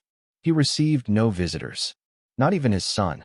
Even in a world where loyalty meant everything, Scarfo had exhausted every ounce of it. His name was poison. The men who once feared him now pitied him. He wrote letters he never sent, scribbled memories, lists of names, dates, betrayals. They sat in his drawer, collecting dust. One guard joked, "He's writing his own obituary." But Scarfo wasn't writing history. He was rewriting it. In his version, he never fell. He was betrayed. Not weak. Not reckless. Betrayed. That was the lie he clung to, even as his body failed. In the prison infirmary, nurses took shifts caring for him. They knew the stories. They'd read the headlines. But now he was just another chart. Another set of vitals. His voice grew thinner. His hair grayer. His eyes, once sharp with rage, dimmed under fluorescent light. He spoke in murmurs. Sometimes he cried. Not loud. Just a quiet, hoarse choking in the throat, like something he didn't want escaping. Dignity had long since left the room. So had power. And yet, something about him still unnerved people. Even with tubes in his arms and bruises on his skin, he exuded menace. That was the thing about Scarfo. Even at the end, he didn't apologize, didn't soften, didn't ask for forgiveness. He still believed in fear. But fear has an expiration date. And his had passed. On January 13th, 2017, Nicodemo Scarfo died at the Federal Medical Center in Butner, North Carolina. Natural causes. Complications from cancer. No family by his side. No last words to the world. Just silence. The announcement barely made the news. A man who once demanded the front page now got a footnote. In the end, his legacy wasn't wealth. It wasn't honor. It was fear, violence, isolation. He lived like a king and died like a prisoner. Some say he got what he deserved. Others say he was a product of the world he was born into. But the truth is simpler. Little Nicky Scarfo played the game of power and lost. He ruled with blood and paranoia. And those are weapons that cut both ways. What he built collapsed under its own weight. What he feared became reality. What he clung to slipped through his fingers. The last Don of Philadelphia died not in a blaze of glory, but alone, broken, and forgotten. And somewhere, in the quiet hum of that prison ward, a legacy of fear finally went still. Chapter 24, Death of Little Nikki. It came without ceremony. No gunfire. No headlines. No tears. On a cold January morning in 2017, Nicodemo Little Nikki Scarfo drew his last breath in a sterile prison hospital cell in Butner, North Carolina.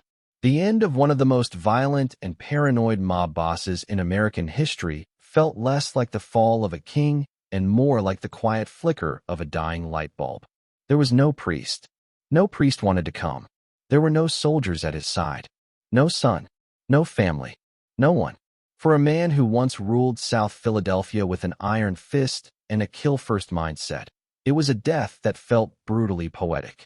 He had spent years fearing betrayal, drowning in it, choking on the paranoia he had once weaponized. He saw enemies in every shadow, plots in every whisper. And in the end, when his time came, there was no one left to betray him. Even cancer had shown up late. But it didn't matter. It finished what the FBI, the commission, and his own brutality could not. Scarfo's lungs failed him quietly, like everything else in his life that had once seemed indestructible. His death was listed as natural causes. But there was nothing natural about Scarfo's story. Nothing gentle in the way he lived. And certainly nothing noble in the way he died. There were no headlines screaming, "The Don is dead." Only a line in a federal bulletin. Nicodemo D. Scarfo, inmate number 48152-06, deceased. No funeral. No crowd of loyalists in dark suits. No grand mausoleum with carved lions. Just cremation. Ashes in a box. A name that meant nothing to the guards who signed the paperwork. The Philadelphia underworld barely blinked. The new generation, those who hadn't watched Scarfo's bloodbath reign of the 80s, didn't even flinch. To them, Scarfo was a cautionary tale. Not a godfather. A relic. He died like a ghost. And maybe he had been one for years. There were rumors his ashes were mailed to a distant relative, sealed in a cardboard urn, left on a doorstep with no return address. The man who once demanded respect through gun barrels now received none. And he wouldn't have wanted pity either. Scarfo wasn't made for peace. He didn't understand quiet. He lived in the explosion. He was addicted to control, and when it slipped away, he didn't know who to be. In truth, Scarfo had died long before the paperwork confirmed it. He died the day his men stopped calling. The day his name became a warning instead of a banner. The day his son, his blood, followed him into disgrace. He had no legacy, only a list. A long, red-stained list of the men he killed, the friends he burned, the family he poisoned. If hell had a filing cabinet, Scarfo's folder would be thick. Decades of racketeering, witness tampering, loan sharking, murder. He ran his crew like a dictator. Every decision rooted in fear. Every move a calculation. Every smile a mask. And yet, none of it saved him from the thing he feared most. insignificance. The Mafia is built on memory, on stories passed down in whispers. But little Nicky Scarfo became the story no one wanted to tell. Too brutal to be admired. Too reckless to be remembered with honor. Even his underboss, his own nephew, Phil Leonetti, called him a madman. A tyrant who turned a profitable empire into a paranoid slaughterhouse. Scarfo's story isn't one of triumph. It's a warning. About power. About fear. About what happens when a man believes violence is the only form of respect. He thought fear would outlive him. But fear, like loyalty, has a shelf life. And Scarfo outlived them both. He died with no code, no cause, no crew, just silence. And that silence still echoes. In old courtrooms where prosecutors once spoke his name with venom.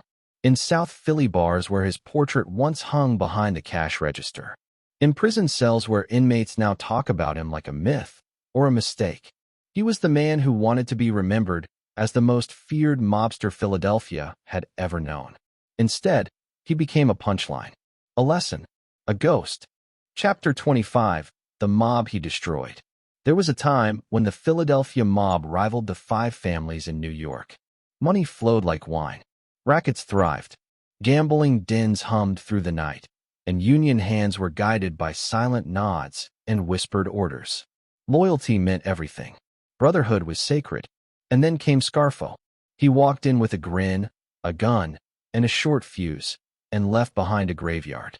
Under his reign, the Philadelphia crime family didn't grow. It bled. From the inside out. Scarfo didn't build an empire. He dismantled one. By the late 1980s, the once mighty Bruno family was a hollowed-out shell. A crumbling relic held together by blood and fear. Dozens of loyal men were either 6 feet under or buried under plea deals. The very fabric that held Cosa Nostra together, trust, omerta, respect, was torn apart, one body at a time. He didn't just rule through fear. He weaponized it, turned it into currency. But fear has interest. And eventually, it comes due. What he left behind wasn't a crew. It was wreckage. Some fled. Some flipped. Some stayed quiet, hoping to survive the purge. But Scarfo had taught them all the same lesson. Loyalty was a liability. He killed soldiers for looking sideways. Whacked capos for imagined slights. Executed allies for daring to ask questions. He trusted no one, and made sure no one trusted him. In the underworld, paranoia is poison, and Scarfo injected it into every vein of the organization. By 1990, the family was fractured beyond repair. Mobsters who once toasted together were now turning state's witness. Courtrooms echoed with names once whispered only in backrooms. Wiretaps replaced handshakes. Bugs replaced bonds. The family had been reduced to informants, corpses, and ghosts. Veteran wise guys called it the Scarfo effect, a blueprint for how to burn down a criminal empire from the inside. Scarfo's obsession with control became a noose around his own neck, and around everyone who stood beside him. Even his nephew, Phil Leonetti, the one man who had every reason to stay loyal, chose to cooperate. Not out of fear of prison, but out of fear of Scarfo. He testified not because he hated the government, but because he feared Scarfo more. Think about that. In a world where rats are reviled, where the code of silence is gospel, dozens broke ranks just to escape the madness. That doesn't happen with strong leadership. That only happens when a man turns his own empire into a slaughterhouse. It wasn't just about power. It was about ego. Scarfo believed he was untouchable. He confused terror for loyalty, silence for respect. But the silence was fear. And the fear turned into desperation. And desperation, in the Mafia, is fatal. He destroyed the Philly mob's credibility. The commission stopped listening. New York stopped caring. To the outside families, Scarfo was a liability wrapped in bloodstained silk. No one wanted to do business with a mad dog. Even internally, the damage was irreversible. Informants described meetings that felt like executions. Promotions that came with strings and silencers. Orders barked through clenched teeth and twitching hands. He treated his men like suspects, and they acted accordingly. By the end, the Philadelphia mob was in shambles. Rackets dried up. Street-level guys were either in prison or too afraid to show their faces. Respect, the cornerstone of every mob family, was gone. Gone were the days of Bruno's quiet diplomacy. Gone were the traditions of cautious order. In its place stood a mausoleum, decorated in bullet holes, echoing with betrayal. Scarfo didn't just rule the family. He consumed it. Every paranoid hit, every needless execution, every moment of unchecked rage chipped away at the very thing he claimed to protect. It's easy to build fear, harder to build legacy, and Scarfo never learned the difference. Mob historians say he wiped out more of his own crew than the FBI ever could. The Bureau simply picked up the pieces. It wasn't surveillance that destroyed Scarfo's family. It was Scarfo himself. He turned the mob from a family into a firing squad, from an enterprise into a blood sport. He killed the old ways, and nothing was left to replace them. Even after his incarceration, the Philadelphia mob struggled to recover. Leadership became a game of hot potato. Trust remained shattered, and any attempt to restore order was haunted by the ghosts Scarfo left behind. Some say he was the most effective dismantler of organized crime the city ever saw. He just happened to wear the wrong badge. His story stands as a grotesque mirror, a reminder that fear has limits, that even the most brutal regime has an expiration date, and that the true cost of unchecked power isn't measured in years served, but in legacies erased. Scarfo wanted to be remembered, and he was, not as a boss, not as a builder, but as the man who brought the Philadelphia Mafia to its knees. Chapter 26: Legacy of a Psychopath. The steel door slammed shut with a finality that echoed down the hallway, rattling against the cold concrete. Behind it, Nicodemo Little Nikki Scarfo sat slouched in a thin prison-issued chair, his once fiery glare dulled by sickness, age, and decades of solitude. No visitors, no phone calls, no messages, just the low hum of fluorescent lights and the clink of chains. His legacy reduced to concrete, steel, and silence. Outside those walls, time had marched on. The streets of South Philly looked different. The corner cafes, the alleys, the bars once whispered with fear of Scarfo's name. Now, they barely remembered him. But the wreckage he left behind was woven into the fabric of a city that had been held hostage by his madness. In FBI case files and old wiretap logs, Scarfo's voice still lingered, raspy, erratic, unpredictable. Agents who spent their careers chasing him never forgot the fear he instilled, not just in civilians, but in his own men. One former agent described him as a dictator without a nation. He didn't lead with loyalty or tradition. He led with terror. Leonetti, his own blood, the man who once stood at his right hand, described him years later in cold but reflective terms. He wasn't just violent. He was sick. Every problem, he solved with a bullet. If you didn't agree with him, you were dead. If he thought you didn't agree with him, you were dead. There was no middle. Scarfo's rise had been meteoric. From the exile in Atlantic City to the throne of the Philadelphia mob, his ambition burned white-hot. But he didn't build an empire. He gutted one. Where most bosses used murder as a last resort, Scarfo used it as punctuation. Conversations ended with bodies. Disagreements ended in graves. Even his allies were disposable. Historians of the American Mafia often debate who was the most violent, the most feared. Names like Roy DeMeo and Richard Kuklinski get tossed around. But Scarfo wasn't just a killer. He was a leader who institutionalized paranoia. He wasn't content to kill threats. He killed shadows. He killed doubts. The numbers tell a brutal story. Dozens of murders. Dozens more flipped. The Philadelphia mob under Scarfo suffered more internal casualties than from law enforcement. It was a family turned on itself, a self-consuming machine. Scarfo wasn't a boss in the traditional sense. He was a purger, and the Mafia noticed. The Commission, the ruling body of the five families, had once tolerated Scarfo as a necessary evil, a regional boss with the guts to enforce his rule. But as his behavior spiraled, their patience thinned. Scarfo's refusal to play politics, his open hostility, his endless trail of blood, all of it left Philadelphia isolated. One mob historian put it best. Scarfo ruled like a Roman emperor in the age of machine guns. He wasn't grooming a dynasty. He was raising the kingdom. His trial transcripts read like a catalog of carnage. Victims testified. Former soldiers wept on the stand. Leonetti's confession, 45 pages long, stripped away Scarfo's myth and laid bare a reign of madness. Not a mastermind, not a strategist, just a man drunk on control. There were no grand schemes. No multi-million-dollar unions built through manipulation and finesse. No long con. Scarfo was blunt force trauma with a pinstripe suit. His wealth, while sizable, was a side effect of extortion, not empire building. He lived for the power, not the profit. In the years after his conviction, the Philadelphia mob fractured. Successors emerged, but none with Scarfo's dominance. They didn't want it. Scarfo had taught them what absolute power looked like, and how it led to absolute collapse. Trust, the backbone of any crime family, had been dissolved in acid. Leonetti's decision to flip wasn't born of cowardice. It was born of inevitability. He was going to kill me, just like he killed everyone else, he said. And in that simple confession was the full tragedy of Scarfo's reign.